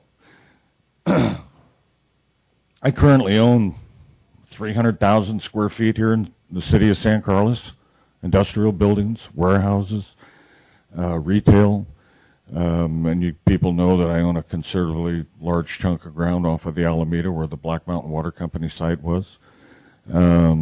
Hopefully to be developed here in the near future. I bought 551 Industrial Road. I bought it as an investment. I also built the 985 building, the office building on the corner of Britton and the 101 turnoff, which the city of San Carlos and myself are partners in because you guys own the land underneath that building. I lease it from you for 45 years. We went through a great partnership, and still it's a great situation. You know, I built the office building on El Camino next to Walgreens, the old Black Mountain Water Company building. I've built some beautiful buildings in the town and have been recognized for the office buildings and the architecture and the remodeling of the buildings. The latest one's on Branson Road, which needed a huge facelift, which I did. 551, which is part of the Landmark site, I went in and bought that before all this started. Yeah, there was other people bidding on it, but why did I prevail? Because I had a good, clean offer, and I was willing to go in, put some money in the building, make it look great, which I think any one of you, if you drive by it, will acknowledge it. Building looks great. I cleaned it up. I put over $150,000 in it to clean it up so the city could be proud of it. So, over the years, I've tried to make an impact with the city and tried to make the city proud of the products that I've built and designed. And yeah, John Pay's property next door, the 551, you know, has been offered to me. And yeah, I could buy the property and combine it with 551 and build an office building there. But, Commission, there's no market for it. If there was a market for it, I'd be doing it. San Carlos is my home base. This is where I've made my living. You know, I've employed up to 500 people at times in this city. I mean, there's no market for it. And I hear all this rhetoric about a hotel. I would love to see a hotel, office building, conference center on that corner. But it's not the right corner. Number one, you got traffic problems. And again, John talked about In-N-Out Burger. The city owned that piece of property. The city came to me and asked me to develop that property at one point in time. I said no. That was the better site to put a hotel on because you don't have the traffic issues. You come off the freeway, you turn right into the complex. If you come off come off of Holly Street, what do you got to do? You got to turn left. You got to turn into traffic, into Holly Street. Then you got to turn left again across Industrial Road and more traffic. You got serious traffic impact problems there. Then you got another problem of Holly Street. How do you get from Industrial Road to Old County or to El Camino on Holly Street? There's other problems that need to be resolved other than trying to bootstrap the landowners at the landmark site. And that's what the city staff is trying to do. And the city staff is not being very transparent. They're not working with the landowners at all. They're not working at all with them. They want you to believe they are, but they're not working with us. All the landowners are here, 100% of them. They're all in favor of leaving the GCI zone. Leave it the way it is. Let the market dictate what needs to go out there, not the city staff. They don't own property here. We own property here. We're local people. We're citizens of San Carlos. City staff, I don't even know if the city staff even lives in San Carlos. But transparency needs to be also brought to the attention here, and that city staff needs to work with the landowners if they want to get something done, and they're not working with the landowners at all. And do the landowners really want to sell? I'm sure they would. They'd sell at the right price. I brought it up at the last meeting. If the city really wants this piece of property and that landmark site, hell, I'll sell them my piece. I even made that offer to the staff already. I've even made the offer to the staff to trade the piece. Sure, I lease property from you guys. You guys want a piece of property? I'd be glad to trade it for you. But they've come up with some ridiculous price. I mean, if you want to work, let's work cooperatively with the staff. But they need to be transparent. And if the city wants to develop a hotel, a restaurant, a conference center, okay, that's fine, but let them own the property. Let them take the risk. We'll sell it to them. I'm sure I'll sell my piece to the city at fair market value. I don't have a problem with that.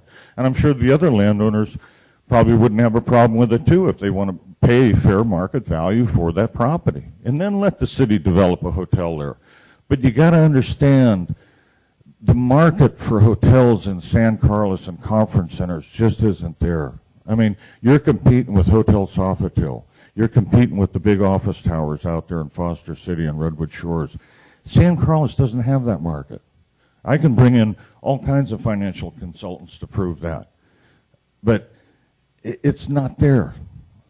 San Carlos doesn't have the basis in the basis to support that.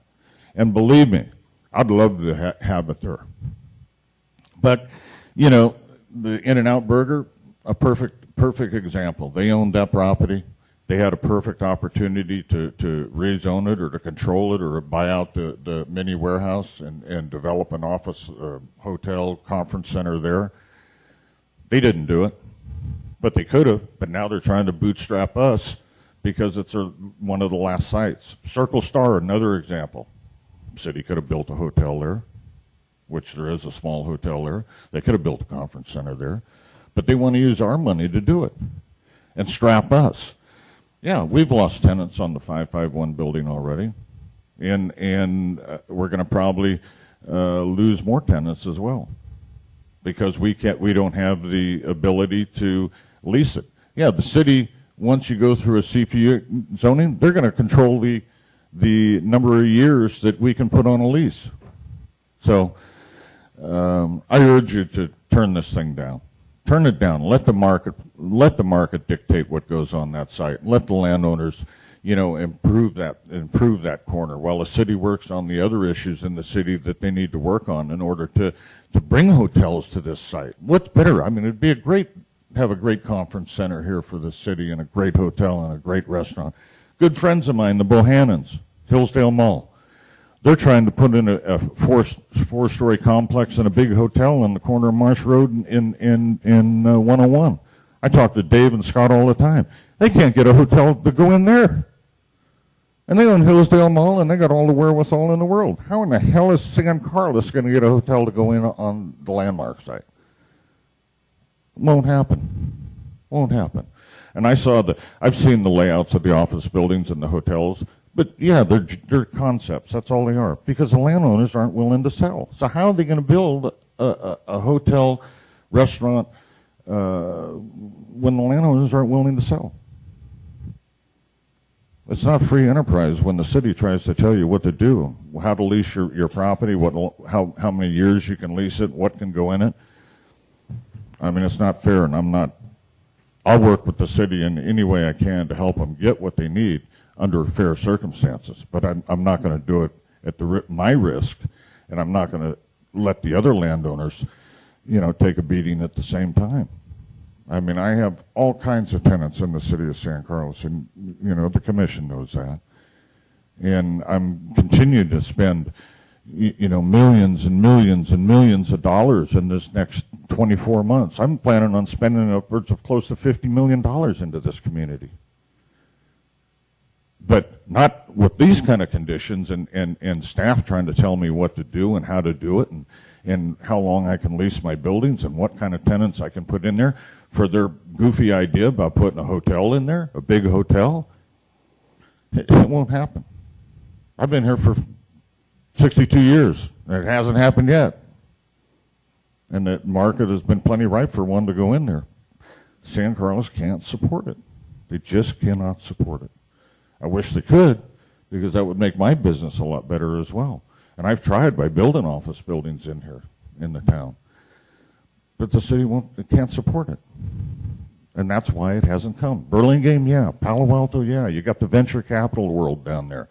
You got the attorneys. They bring in a lot of people from out of state that need hotels. Burlingame, yeah, great. They got the airport. What do we got? San Carlos Airport? A lot of people don't come in internationally in San Carlos looking for a hotel.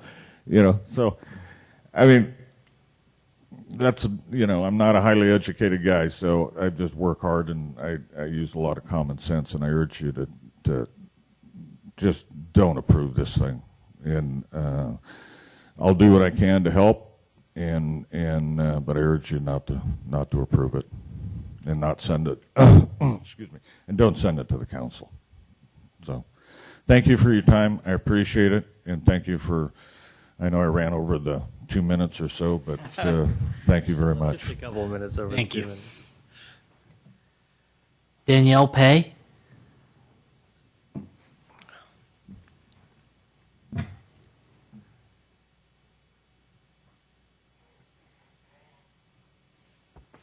Good evening, Commissioners. I'm Danielle Pay. I own the properties at 595 Industrial Road and 850 East San Carlos. I feel like we're all here and it's my fault. Just so that you do know, in those two buildings that I own, on the corner at 595 Industrial Road, we have a business known as Pay's Place. And it is a gym. It is a fitness center for adults and children. And when we bought it, it was a big, old, ugly Praxair warehouse. We spent a lot of money converting it. And we have over, 1,000 clients on weekends. Probably 500 local families from all over the peninsula come in with their kids and play basketball and volleyball. And I think it's been a great benefit to the community. At 850 East San Carlos, we also have some instructional and recreational tenants. We have a theater group, the Bay Area Theater Group, that is one of our tenants. We have a dance studio. We have Team TAF, which is a fitness center and private training. We also have a cheerleading trainer, and we have a couple of industrial uses as well, car storage operator, and a cabinet maker. So if you were to ask me whether or not my current use is permitted under these changes, the answer would be no. If I were to vacate my business and not release my property at 595 Industrial Road, another gym could not come in and take my place unless they did it within 6 months. If I wanted to tear down my building or expand my building to service the community that I'm servicing right now, I could not do that with these changes. I can only do that if the zoning is left as it is. It's very disheartening to know that because we have been approached by a developer who's interested in building a first-class fitness center, better than the one that currently exists there, that's raising all this fuss because it's a permitted use, but the city doesn't want it because it doesn't generate enough income. And so they're willing to allow landowners who've taken on financial risk to have their properties devalued for the city's benefit, who haven't taken any risk. There was a period of time where the city could have invested in these properties and had redevelopment dollars and did not. Additionally, I think I want to point out that Ed Storm is my father-in-law, and he's family. And so the proposal that was put in front of you by Mr. Simon is a family proposal. That was the Hunter Storm proposal. That was our proposal. And we've been working, trying to make the city's vision come true for the last several years. And it just doesn't happen. The Singhs are not going anywhere. Jack Singh is not interested in selling his property. And I think what is before you is a great start to getting the city's vision jump-started here. You get a great fitness center, you get the egress to the future site for the hotel on Jack Singh's property, which is where any hotelier would want to be if it's going to happen at all. So I urge you, please do not change the zoning requirements. It would affect my business staying where it is, as it is. It would affect my tenants continuing to operate as they are right now, and it affects my development potential. Thank you. Can I ask you a question? Sure. Go ahead. Go ahead. So what happened to the 2011 Hunter Storm development? Number one, Jack Sang was not interested in selling his property. So without that, it was a proposal. We were able to get other you've heard it. We can get all the landowners, all the property owners to kind of play ball here, except for the Sangs. And it just couldn't be done without them? No one wants to put a hotel unless it's on the corner.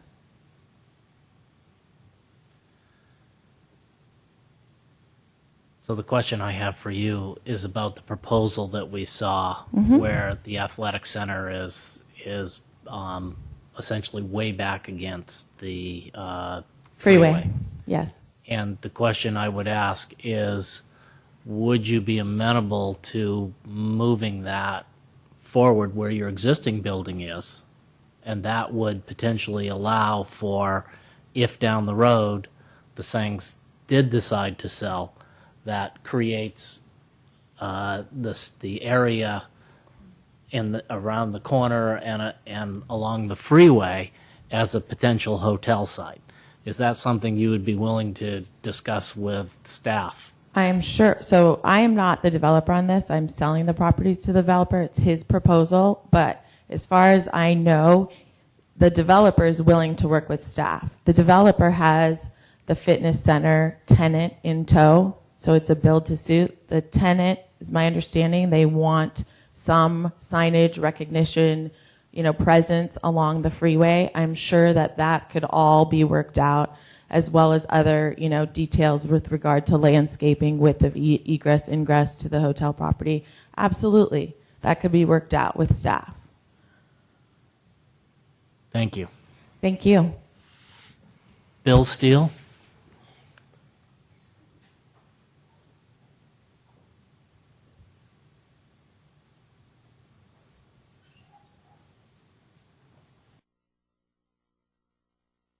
Good evening, and thank you for giving me the chance to speak.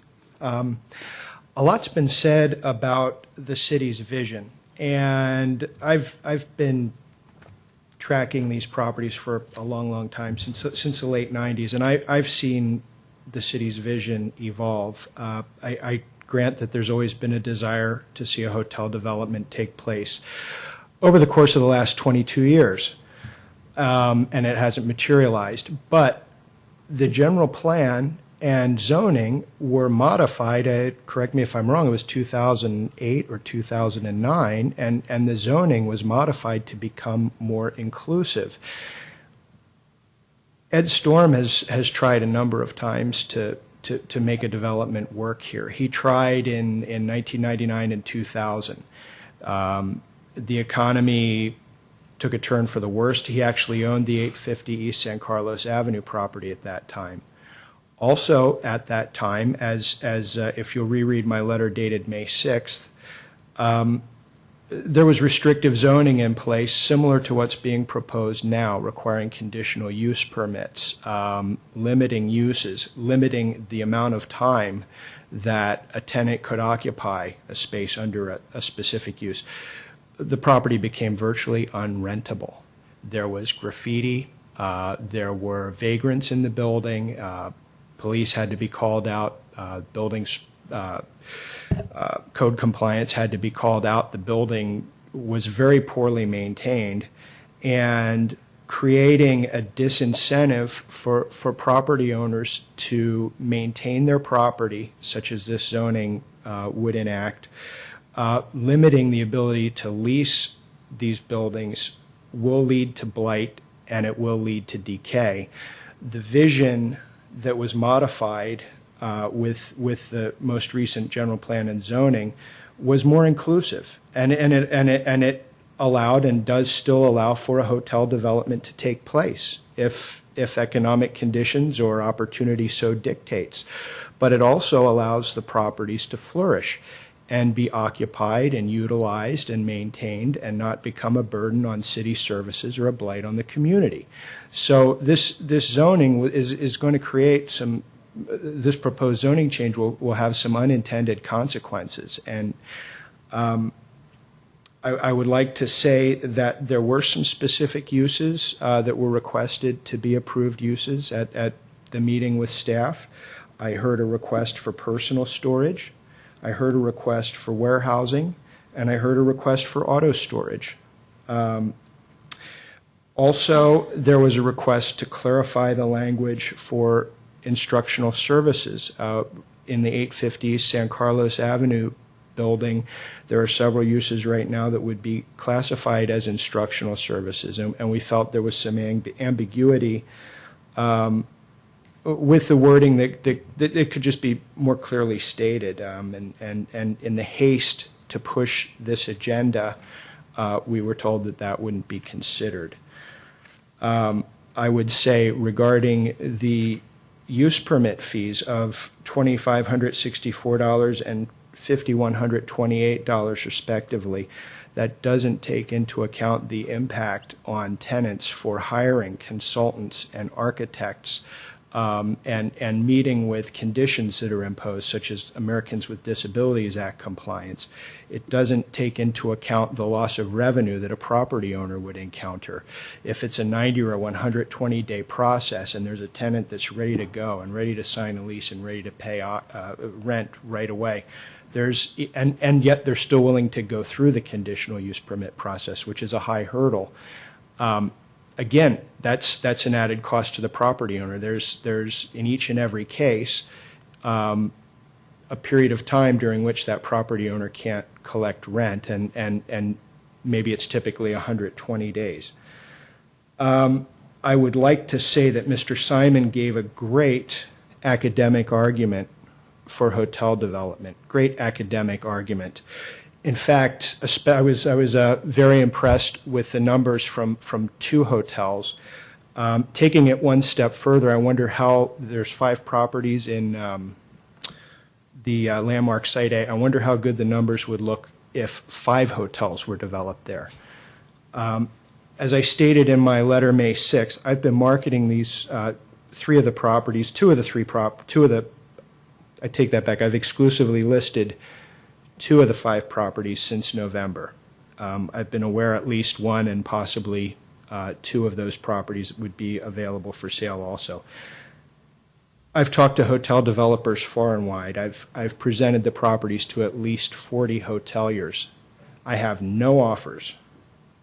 If there was a hotelier that wanted to make an offer to develop these properties, believe me, I would be waving it and saying, guess what, I've got a great solution for everybody involved, but that solution does not exist. We're talking about fiscal benefits here. This latest policy only fiscally benefits the city coffers. It has a very negative impact on all of the property owners. I would also like to cite some of the PKF statistics in my May 6th letter. In December 2012, hotel-motel occupancy rates for the San Jose Peninsula region were 59.1%. The average daily room rates were $131.97.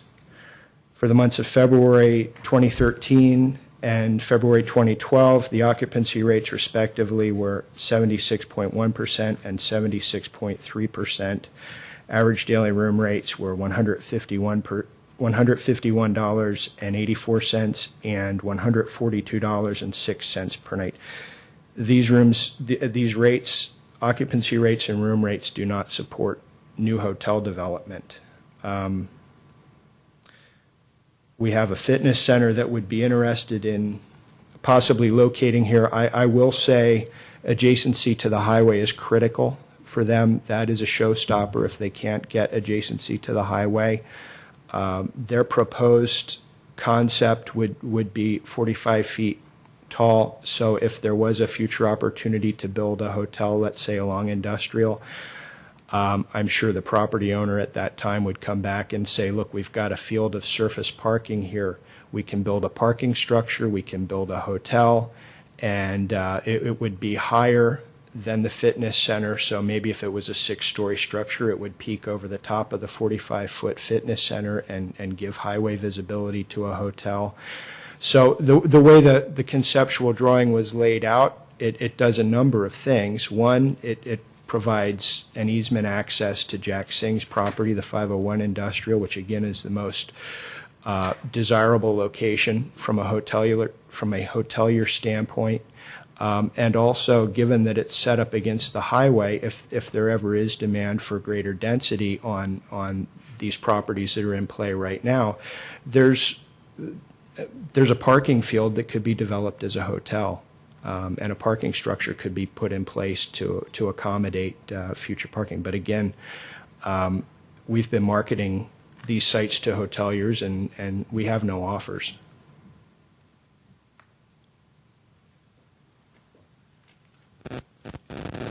Okay. Thank you. Thank you very much. Jill Benitez.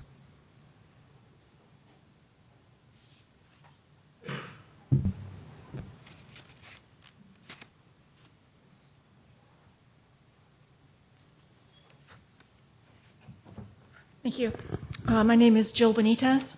I'm with Embarcadero Capital Partners, and we are property owners of a small six-building industrial R&D property on Industrial Road, not within the landmark site. And I guess I wanted to take a little bit of that perspective because there are other elements of what you're proposing that do affect us.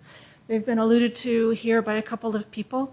And that relates specifically to the change in the zoning designations, specifically with regards to, in my site, warehouse use.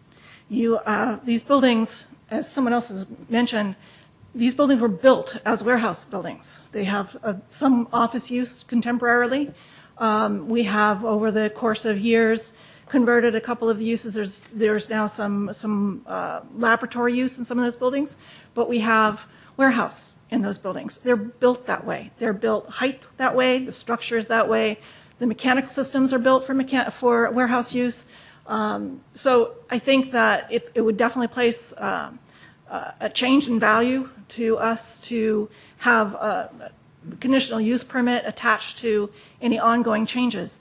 It's not a 6-month transition between one tenant and another tenant. In today's market that would be great. I'd love to see 6 months transition after a tenant left. It's not unusual to have vacancies of a year or 2 years in this kind of market. And under the proposal that that's sitting before you, we would lose the ability to automatically transition one warehouse user to another warehouse user without having to go through the CUP process. The other thing I would want to mention, I don't know what everyone's specific situation is, but there are different parking ratios required for the higher uses. The office uses and retail uses have a denser parking ratio. And some of the existing facilities that are buildings that are built on Industrial Road that were built as warehouse uses won't have that kind of parking. And so, or may not have that kind of parking. And that's going to create additional problems downstream if the use is changed from how they were originally conceived and how they were proposed initially and approved initially as warehouse use to going to either office or retail use. So again, I would urge you just from that viewpoint alone, aside from all the other considerations with the landmark site, that element of changing the zoning regulations, I think would have certainly a negative impact on our ownership of that property. And we own the property, it just for the record, it's from 1501 to 1599 Industrial Road. Right? Thank you very much. Thank you. That's all I have for speakers' cards. Going once, going twice. No more speakers. Do I have a motion to close the public hearing? Move that we close public hearing. I'll second that. All those in favor? Aye. Questions? Not questions so much at this point, but I guess comment or Comments? discussion. Yep. If that's okay. Discussion. Well, I guess when reviewing all the information as presented at this meeting and the previous meeting in regards to the Landmark Commercial District, it occurs to me that what we're essentially being asked to do, at least on some level, is to answer the question, is the vision of a hotel in these areas still feasible or still valid, I guess. And I grappled with this quite a bit, in part because I don't know that it's the Planning Commission's purview to override certain provisions of the general plan that seem to strongly indicate that that is the vision. I mean, that was a document put together over many years and many, many, many meetings to articulate a vision. I don't know that these two quick meetings are the right place to, I don't know, flip that. Having said that, I'm also very sympathetic to the property owners, understand that restrictions, particularly on tenant improvements and on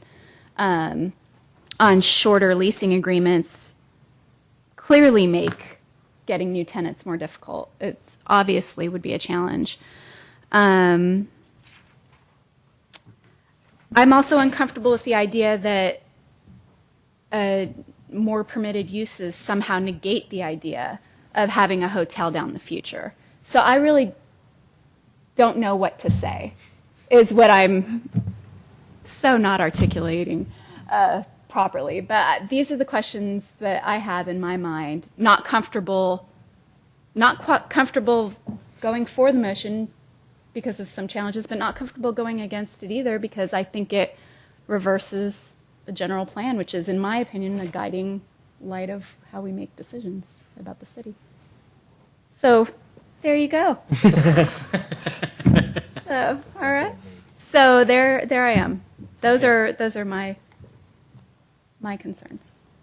Okay. Next. I'll come back in a second. Okay. I guess, I feel like I must be misunderstanding this document because folks keep saying with certainty that they're not able to change any use without getting either a conditional use or I'll call it a mini permit. Minor. A minor permit. But aren't there 8 permitted uses that you can you help me with this? It looks to me, I'm looking at this and I see 8 permitted uses, and you don't have to be actually performing one of those. I mean, as far as footnote 4 is concerned, it doesn't say that you have to be using that particular use in order to continue that use. Aren't there 8 permitted uses in the landmark in the proposed landmark district, or am I misreading this? No, I think that is correct. There's actually 9. Oh, did I miss one? Let's see, I got The last one is 1, general retail. 2, 3, 4, 5, 6, 7. Maybe I'm. Oh no, it's 9. I miscounted. So there are 9 uses. Yeah. And if you want to do one of those 9 uses, as long as you can do it in the existing buildings, you can do that without a staff permit, right? That's correct. I think that's the. I mean, it seems like there seems to be some misunderstanding among the public about that, because it seemed like a bunch of people were saying that wasn't the case, but it is the case, right? Right. And where it does say that there's a C or an M, it doesn't mean that the use is not permitted. I think, like everybody said, it does require some discretion by the city, and that's, I think, what some people, they aren't interested in doing that. I mean, to echo, although I shouldn't put words in your mouth, I mean, there's no question that the property owners of these properties, that this is potentially affecting the value of their property, the value of their investment. And it has the potential, I suppose, to lower the value of that investment. And it's for the benefit of the city. And as a policy matter, the question is, well, is the benefit for the city significant enough to ask those citizens, to take that hit? And I mean, I guess I'm inclined, in light of the fact that this has been the longstanding policy, because it's reflected in the general plan, and because, I mean, we have staff members who know a lot more about this stuff than I do, that as far as whether this could be a hotel, that I'm prepared to, I'm not going to say defer, but to rely on staff, that when they say it can be done because they have no incentive to say otherwise. Because these harms that are legitimate, that are being raised, that these are going to become blighted properties, I mean, that's bad for the city. And I would assume that if staff truly believe that to be the case, that they wouldn't be making this recommendation. So, I mean, I'm inclined, unless someone convinces me otherwise, to make the motion, which may be denied. I would like to give staff a time to explain why is it 20 years, 21 years, why hasn't this been done in 21 years, and why, in light of the fact it hasn't been done for 21 years, do we have reason to expect that it's going to be done sometime in the foreseeable future? And I'd be happy to answer that question. I guess you can look around town and you can see that there has been change, particularly along the 101 corridor. In fact, I think we have a slide that shows, Lisa, if you can bring that slide up, it shows land use change over the last 20 years in the 101 corridor there, and it shows all the locations where we have had change.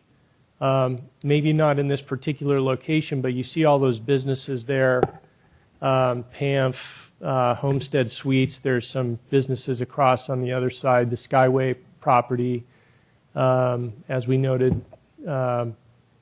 Even the Environmental Center, we have another business on the other side. I can't really read it from here, but there has been change. These are all buildings that have been constructed after 1996. All that change. And it's precisely because that's our main corridor. It's the Highway 101 corridor. It's the most highly visible location for commercial and industrial development in our community. So this just kind of shows you that change does happen. Sometimes it does take a long time. Another great example is the Wheeler Plaza development project. That's been talked about for 15 years or so, since the 90s, and we're now nearing fruition of that development project, but it took years and years to do that. And the city acquired, some people said, yeah, well, the city should acquire the property.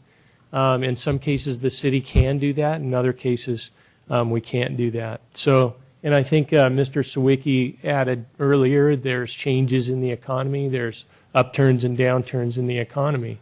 So there's many different factors that that affect change over time. There's an example. One thing I would like to point out is one of the things that we heard about the uses is we heard a number of different things, and staff did make a number of changes to the uses. It used to be all conditional uses the last time we brought it here. What we heard is that there's a concern that if, for instance, the Pays properties aren't able to be sold to a developer, that a new person might want to use the buildings and just refill them with new tenants. And so we took that into consideration. There was some discussion about how the property could become dilapidated or unusable or whatever over time. But what we wanted to do is make it easy for the new owner to change uses in that building. And so a lot of these permitted uses, we looked at what was there, and if we missed a couple of things that make it hard, then we're open, and you should consider looking at some of those uses. And one use that I would like to talk about is warehousing and indoor warehousing and storage and outdoor storage. There's a couple of things there. That's on page 31. One of the reasons, yeah. In the GCI NLC zone, you can see it on in the use categories there, where in indoor warehousing and storage, we changed it from permitted in the GCI to a C, and then a conditional use permit in the land use commercial zone. You know, we recognize that a lot of these buildings were constructed for that use, and one of the concerns that we had is the changeover of those warehousing uses to personal storage, which is actually a prohibited use in our zoning, and one of the uses I think that you know, the city has decided to not allow more of, because again, they don't generate anything for the city in terms of property taxes, retail sales taxes. I think the city staff would be comfortable changing the GCI zone back to permitted if in the definition we were able to say that it excludes personal storage uses. I mean, we also said that you could use up to 5,000 square feet of a building for personal storage. But what we don't want to do is have these warehouses turned into one of these big personal storage facilities. So that was the intent of making a conditional use permit there. So we'd be open to a change there back to permitted, with that change to the definition of warehousing. And why was it changed to a conditional use permit rather than just a minor use permit? Well, that's a good question. I mean, perhaps that was, you know, maybe we should have done an M instead of a C. So, I mean, if you're more inclined to go to an M than a C, to have some discretion over that, we'd be amenable to that as well.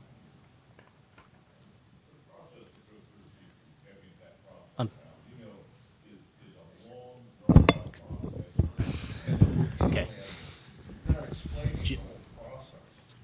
Jim. Jim.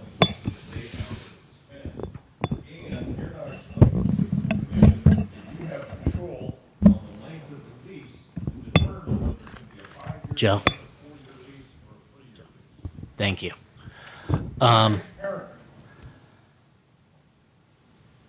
Other commissioners have comments? Yeah, can we get a definition of that process, actually? Sure. Lisa, did you want to walk them through the processes? For the use permits? Sure, the minor versus conditional. Sure.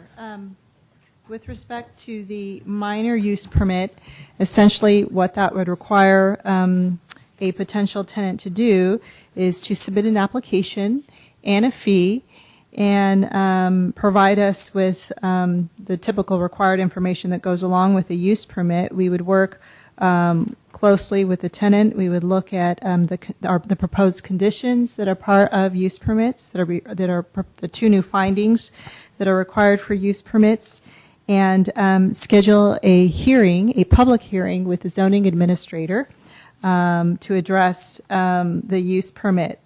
And I'd like to reiterate what Community Development Director Al Cervellas said, which was just because something is listed as conditionally permitted or as a minor use permit, it doesn't necessarily mean that staff would deny the use. It just provides the city with that discretion that we're looking for. So that's how it works with minor use permits. It's subject to review and approval by the zoning administrator, and we can schedule those hearings pretty much any time that works for the tenant and with the zoning administrator and staff. They again, it's just a hearing in our small conference room. With a conditional use permit, the process is essentially the same, but it is subject to review and approval by the Planning Commission. So the level of discretion is at a higher level, and that's pretty much the difference. And I think there was some comment about what an applicant has to do to get through the process, and yes, an applicant has to, submit plans. So they may have to hire a designer or an architect or somebody to draw up a set of plans to show the building and the footprint and the floor area. So there may be some costs. So there usually is cost associated with that as well, and preparing the application. And there's time to go to the meeting, and so there is time and effort that goes into these from an applicant standpoint. Start to finish time frame from the application process. On average. Really depends. Lisa? Yeah, I was just going to say it depends. We can come up with an average, but it depends upon the project, and it depends on whether we have been able to collaborate with the prospective tenant and gather all the necessary information that we need in order to make a recommendation. Once we have a completed application, complete means when we have everything that we need as part of the submittal requirements, we can pretty much schedule the meeting from that point forward. We do have some time limitations with respect to noticing, the 10-day notice requirement. But I would say on average, from the time a project comes through to the time it goes to hearing could be anywhere probably the soonest, 4 weeks to maybe six to 8 weeks. It depends on the project. At that time, your tenant's gone. Okay. Anything further? Okay. I'm sorry. I got a few comments. Oh, I'm sorry. I just wanted to follow up on something Okay, go before the warehousing and storage issue. As I'm understanding it, you're saying that the reason that you changed from conditional use, from permitted to conditional use under GCI and the landmark was out of concern about personal storage. But Yes. are we talking about the definitions and use classifications in Chapter 18.4?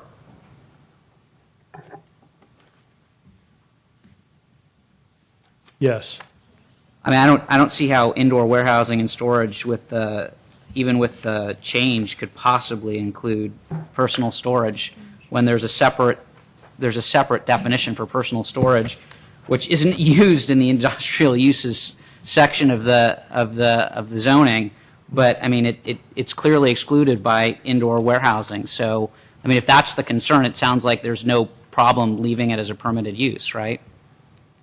Again, the concern is that if it's permitted, even if there's a prohibition elsewhere in the definitions or in other parts of the zoning, that someone might do it anyway. That if you permit something to occur, it should just be clear that under the warehousing definition that doesn't mean what the other definition says about personal storage. Okay, we want to be clear that the indoor warehousing does not include that. And again, if the city doesn't have any use permit discretion, minor use permit, whatever, then someone could theoretically say, oh, indoor warehousing, I'm going to turn it all into small units and rent them out. That's the concern. So just to be clear in the, you say there's another definition of personal storage? I believe there is, right? Yeah, it's in 18.40.050. It's not used within the industrial uses section of the zoning ordinance. I mean, it doesn't appear anywhere, but it's specifically separate from indoor warehousing and storage. And the new language to indoor warehousing and storage specifically seems to contemplate very, very minor personal storage. I mean, that's the new red language as far as I can see. So I don't know how you could possibly interpret that to include any additional personal storage. Okay. I mean, if That's a Mr. point well if taken. Mr. Rubens disagrees with me, I mean, I just don't see the need to make this, since this was the concern raised by the person who wasn't in the landmark area. It seems like you can address that concern simply by leaving this as permitted. If that's the concern that was the rationale for changing it to a conditional use permit, is it? That was the rationale. All right. Sorry. That's okay. I'm going to turn this all around. I'm going to suggest the idea that what we're doing here is we're punishing the landowners, okay? And we're putting the burden on the landowners instead of turning it around and instead of saying what we really should be doing is we should really be expecting city staff to come forward with a plan for a hotel. In the meantime, as far as I'm concerned, there's absolutely no reason to change this from GCI to LC, okay? You can still accomplish the intent of the general plan. The intent, if you put up the passages of the general plan, you can actually still accomplish that while not burdening the landowners. So if we leave it as GCI, okay, the landowners have all the uses that are permitted, and now the responsibility isn't forced upon the landowners to come up with some sort of reasons why a hotel doesn't work. We actually put that responsibility back on city staff, for city staff to come up with a reason or a plan for a hotel. What's happened here is, from the way I look at it, is that we have taken the responsibility for this hotel and we've sort of forced it on the landowners, okay? And I have a real problem with that, okay? For me, I would like to see the landowners actually given the widest possible use of their land, okay? And then have staff come back with a proposal for a hotel, rather than forcing the landowners to essentially not have any or have very few options for the use of their land, okay? I just think that I have a real problem with doing this, okay? We're essentially taking the ability for them to use their properties the way they want to. There's no reason why we can't accomplish the same thing with the landmark by giving them the ability to use their property in whatever way they want. And if the market bears a hotel, then I think a hotel would be great. But from what I hear from all of these landowners, there's very few of them who are willing to sell their property for a hotel. So at this point, in the foreseeable future, we have no opportunity for a hotel. All I see is negatives for the property owners, negatives for the city because the properties are not being utilized to the best of their ability outside of a hotel. So I look at it and go, from my perspective, there's no reason to change this from GCI.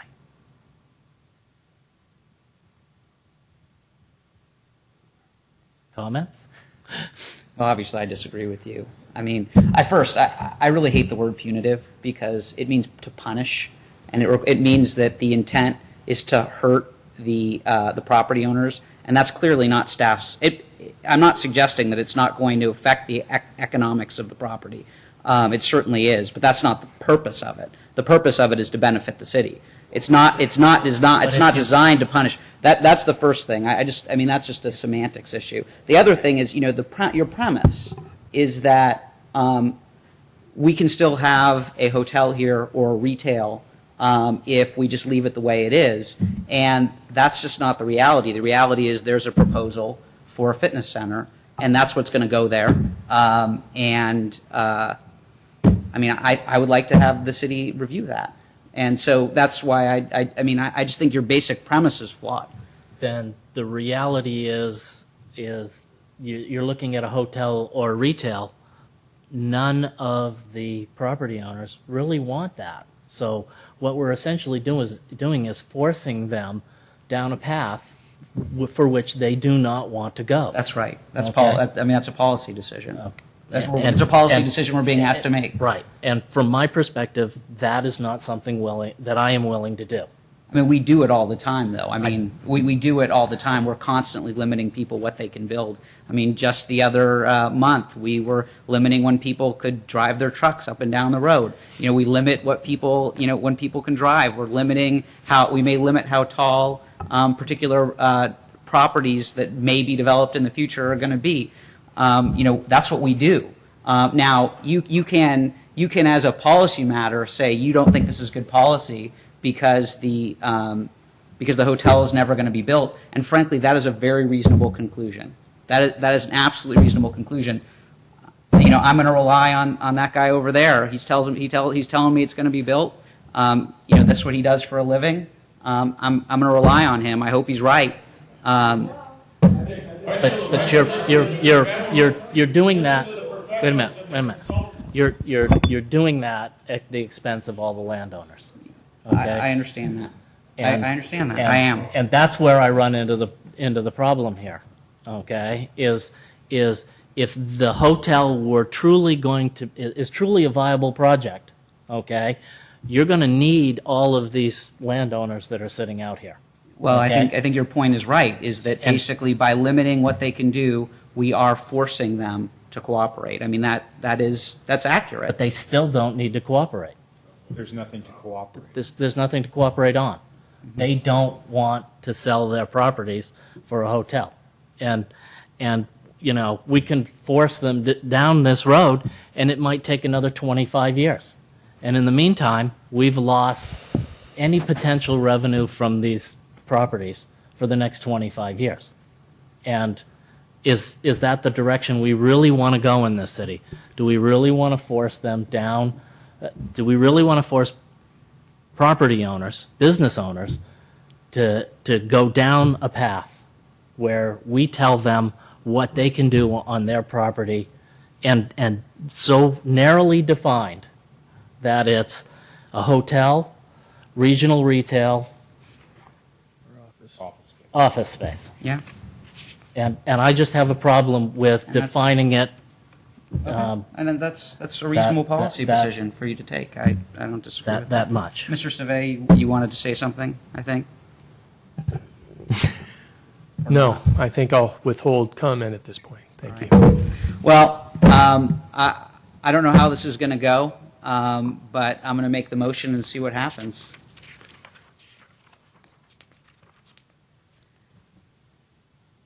I move that well, no, I have the motion. I don't need to be put up. The problem is that I do want to modify so that if my motion is passed, that the change that was recommended to the GCI on page 31 from conditional use to permitted use, from permitted use to conditional use not be made. I'm gonna try and incorporate that into the motion. I don't know how to do it, so I'm assuming Mr. Rubens is going to correct me if I screw it up. I hope. Commissioner Silverman, I was talking with Mr. Savay when you made the comment, so just repeat it when you're making your effort to include it in the motion. Sure. I'll monitor it more closely. I move that the Planning Commission adopt a resolution recommending the City Council adopt an ordinance to amend the San Carlos zoning map and San Carlos zoning ordinance, Title 18 of the San Carlos Municipal Code, to establish a new zoning district, landmark commercial, and to amend use regulations pertaining to the general commercial industrial CGI zoning district pursuant to the attachments, with the exception of I would propose that on page 31 of the City of San Carlos Title 18 zoning Article 2 basin overlay districts, that the change of warehousing and storage, indoor warehousing and storage and outdoor storage, not be changed from a permitted use to a conditional use and remain a permitted use. That's clear. Thanks. Is there a second? Motion dies for lack of a second. I would like to make a motion that we recommend to the City Council that we leave the existing zoning as GCI. I second that.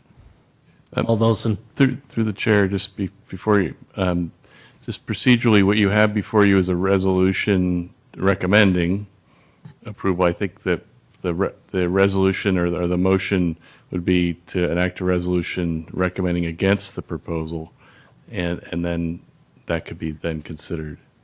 Okay. I think that's what you're intending to do there. That is what I'm intending to do here.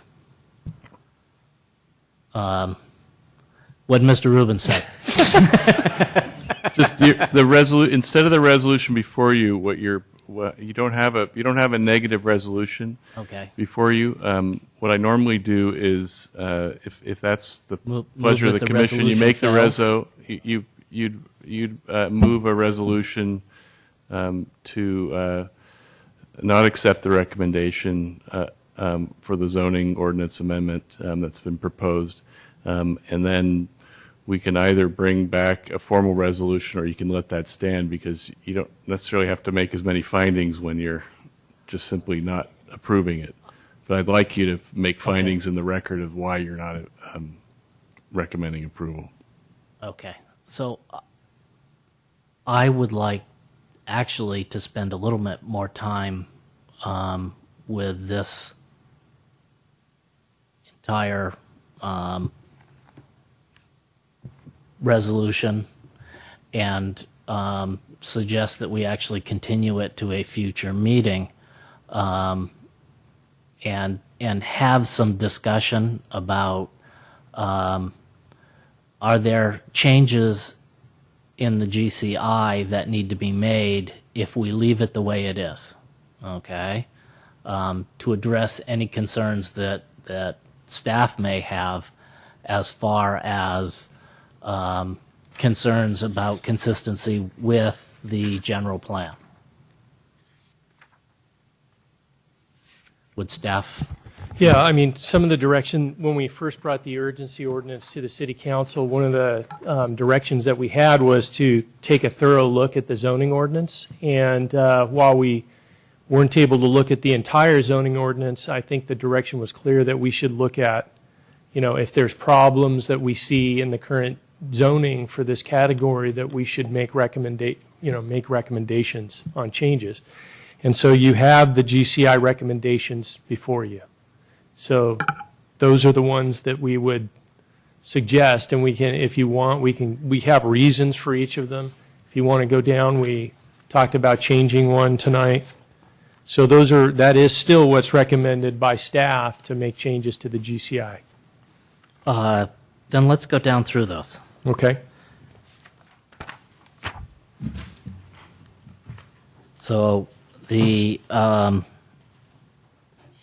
on page 29.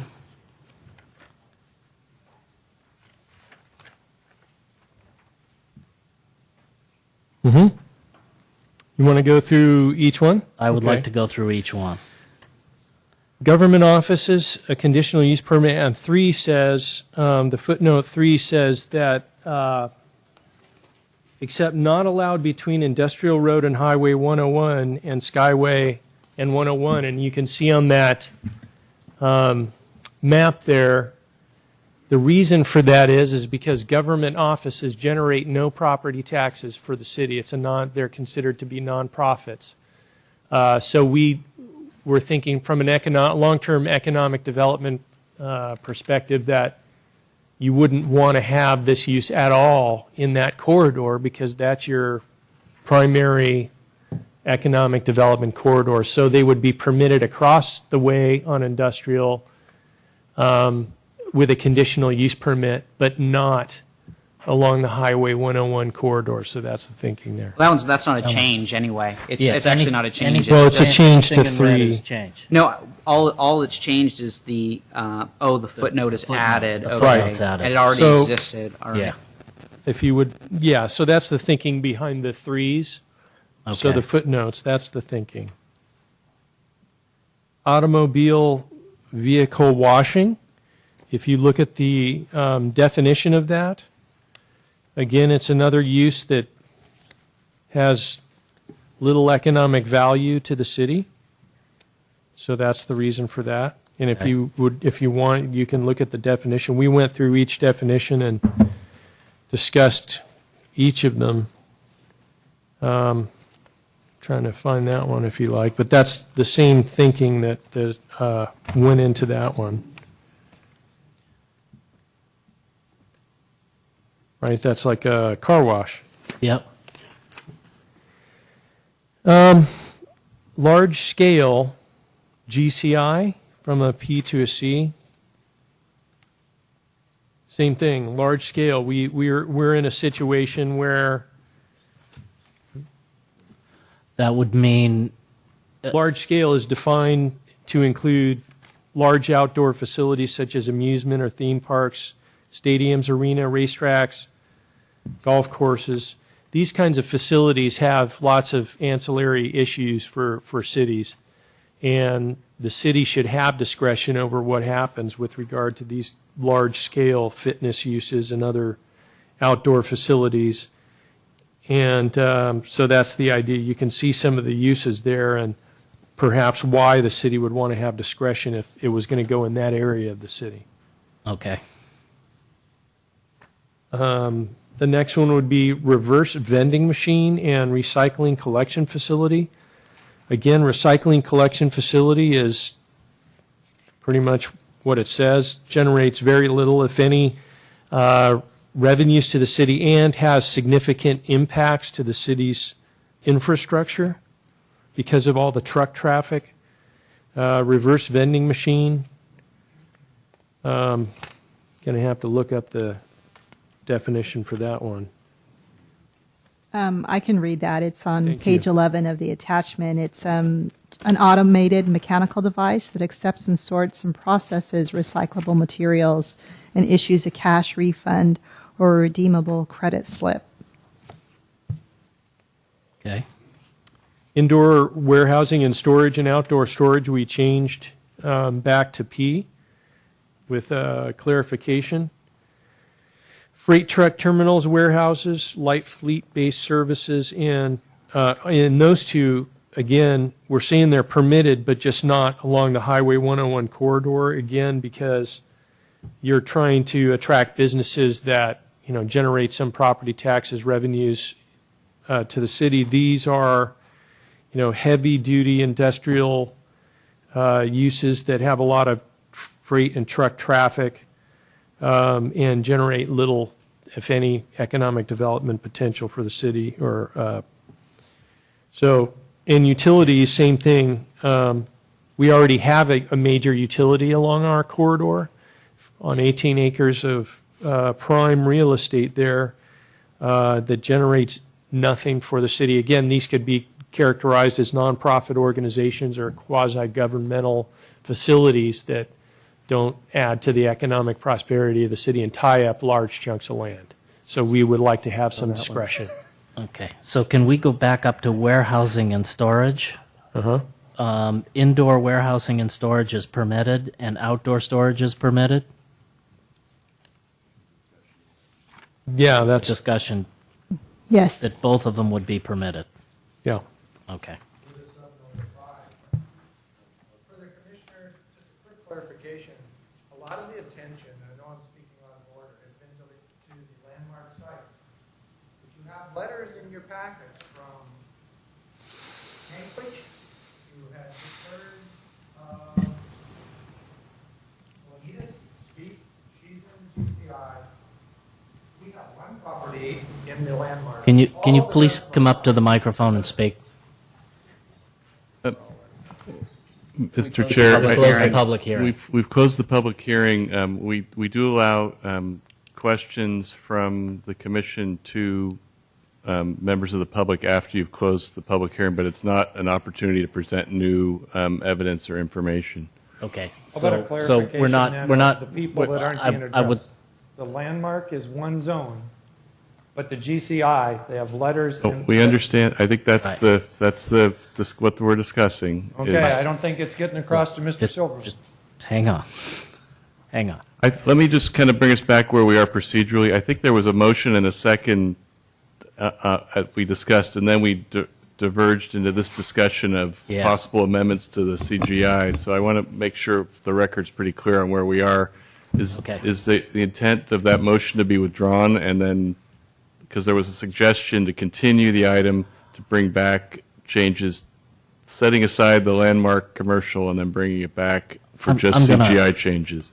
I'm going to poll the commission here. Poll. You mean vote? No, just ask you whether, do you want to try and change all of this tonight? Do you want staff to come back with a revised version? I think that they've this? already done the revised version. That's what they were referring to. Okay.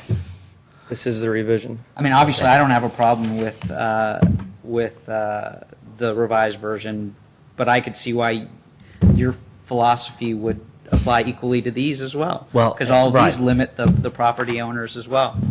I mean, But we're limiting the entire, all the properties the same, rather than picking out one particular small group and putting much greater restrictions on those individuals than anywhere else on That's in true. in that area. That's And- definitely and true. that's the problem I'm having here. Okay. I don't. I Scott, I would go through with what your motion was and see where it goes. I mean, Okay. I mean that's your train of thought. So The finish the that. other piece of this that I have an issue with is the fact that the number 4 talks about permitted by right in existing buildings only. Okay, and so from my perspective, that only takes place in. Was that That outside? only I thought it was takes only place landmark. in It's only a landmark. Yeah, Okay, that's so only that landmark. that becomes irrelevant. Yep. And 5, I don't have a problem with the storage.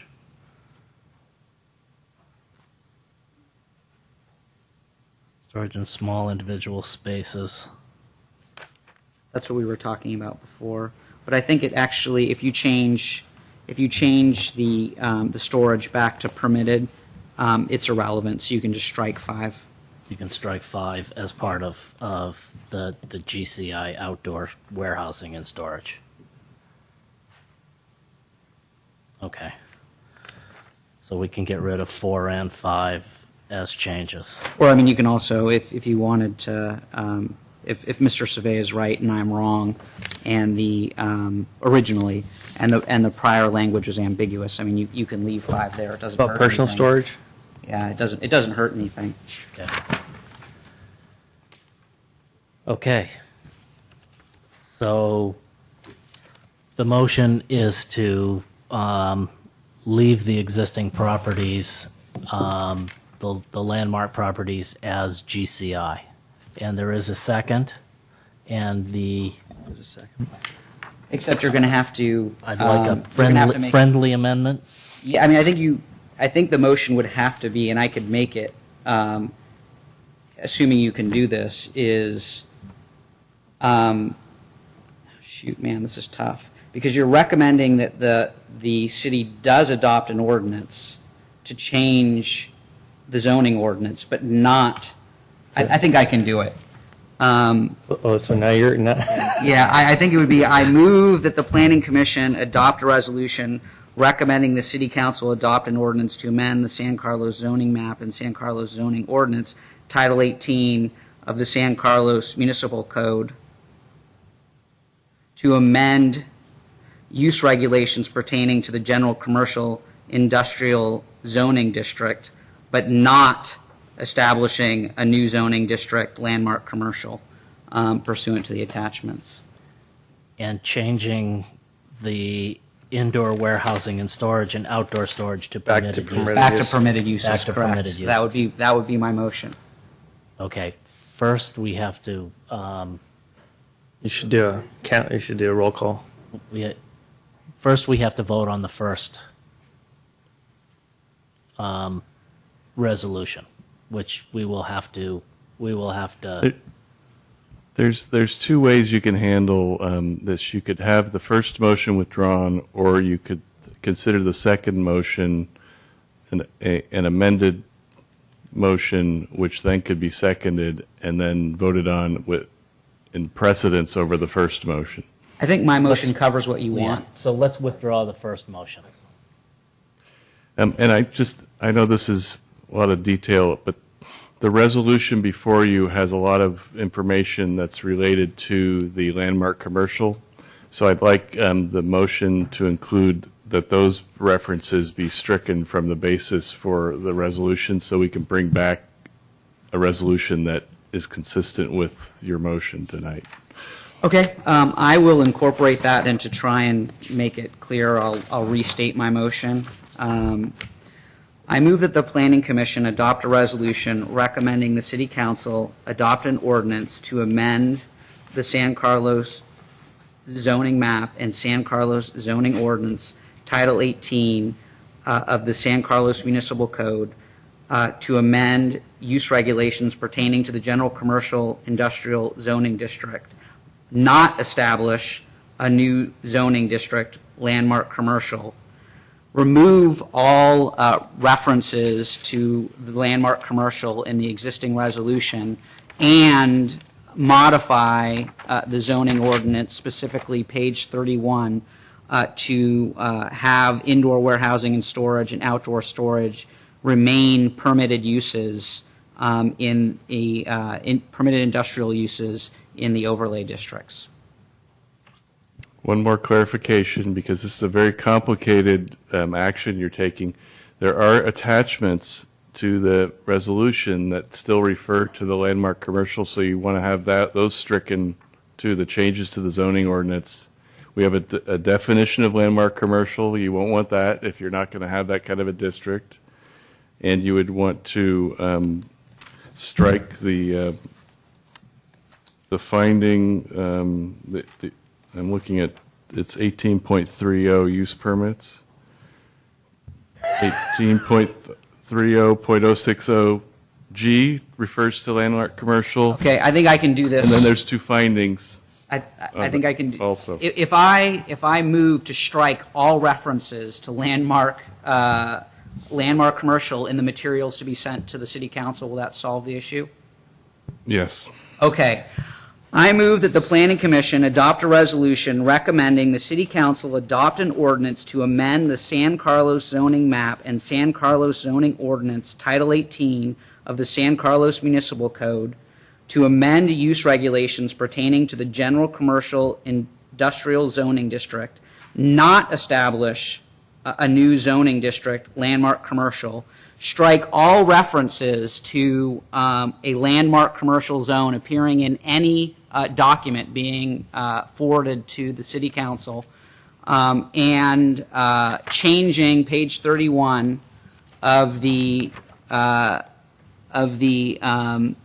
Article 2, base and overlay districts, industrial uses, indoor warehousing and storage, and outdoor storage, keeping those uses as permitted uses and not changing them to conditional use permit uses. Second. All those in favor? Aye. All those opposed? Opposed. It's interesting that you made the motion, though. Yeah. Efficiency.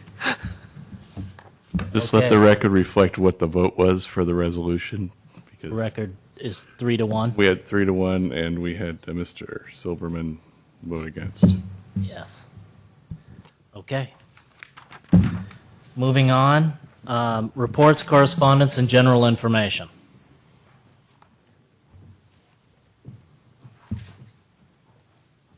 I'd just like to report that at the last City Council hearing, I believe it was, the council adopted an update, or reviewed a fee study and adopted updates to the fee schedule. Those will go into effect on August 1st. And that's all I have, unless you have anything else on City Council. Planning Commission comments or reports? Thank you, Scott, for Yeah, your thanks. service as chair. And thank you for those of you, I guess all of you who voted for me to be the next victim coming down the pipe. Thank you very much. Will there be a Thank you. coronation ceremony? I hope not. No, I don't think so. I think we'd just pass the gavel. Well, I would like to just report that I'm running for city council. You are Right. running Awesome. for City Council. I turned in my 501 this past week. Excellent. And hopefully the city council will allow me to stay on the planning commission because my term is up for renewal. It depends on who you're running against, I assume. Okay. So remains to be seen. Joking. So Right. what happens? He's gonna. Correspondence? Well, congratulations. Yeah, congratulations. Good luck. Thank you. I don't have any correspondence to share with the Planning Commission. Planning staff comments, reports, and updates of current projects. Last Monday, on May 13th, the San Carlos, the developer for the San Carlos Transit Village submitted a revised set of plans.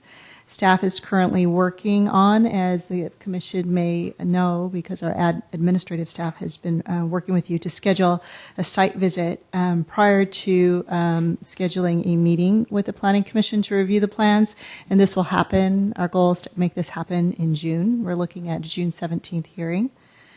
The hearing is June 17th or the site visit? I believe the site visit would come before. it's the 14th. It would come, I think we're looking at the 12th and the 17th, I believe. But if you haven't heard from staff, you will I thought soon. it was the 12th I had. Well, I mean, the date was proposed, and I guess I was wondering whether the date has been confirmed. They didn't, they haven't confirmed it, they just Yeah. asked for availability. I think that's correct. Yeah, I think there was a request for availability, but I don't think there's been a confirmation yet Yeah. on the commissioner's availability for the date that we identified. I've You've said met? yes. I said I've said yes, I think. Oh, that's right, it's a Wednesday. Yeah. Okay, great. So at least 3 of us have said yes. Okay.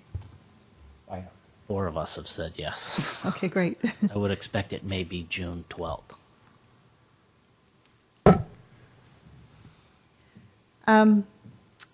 Staff continues, in the planning division, we continue to maintain a very high caseload. We have about, on average, 50 to 55 current development projects. Most of those are design review, a lot of them in administrative design review, where lots of folks are doing additions to their house or tear downs and rebuild.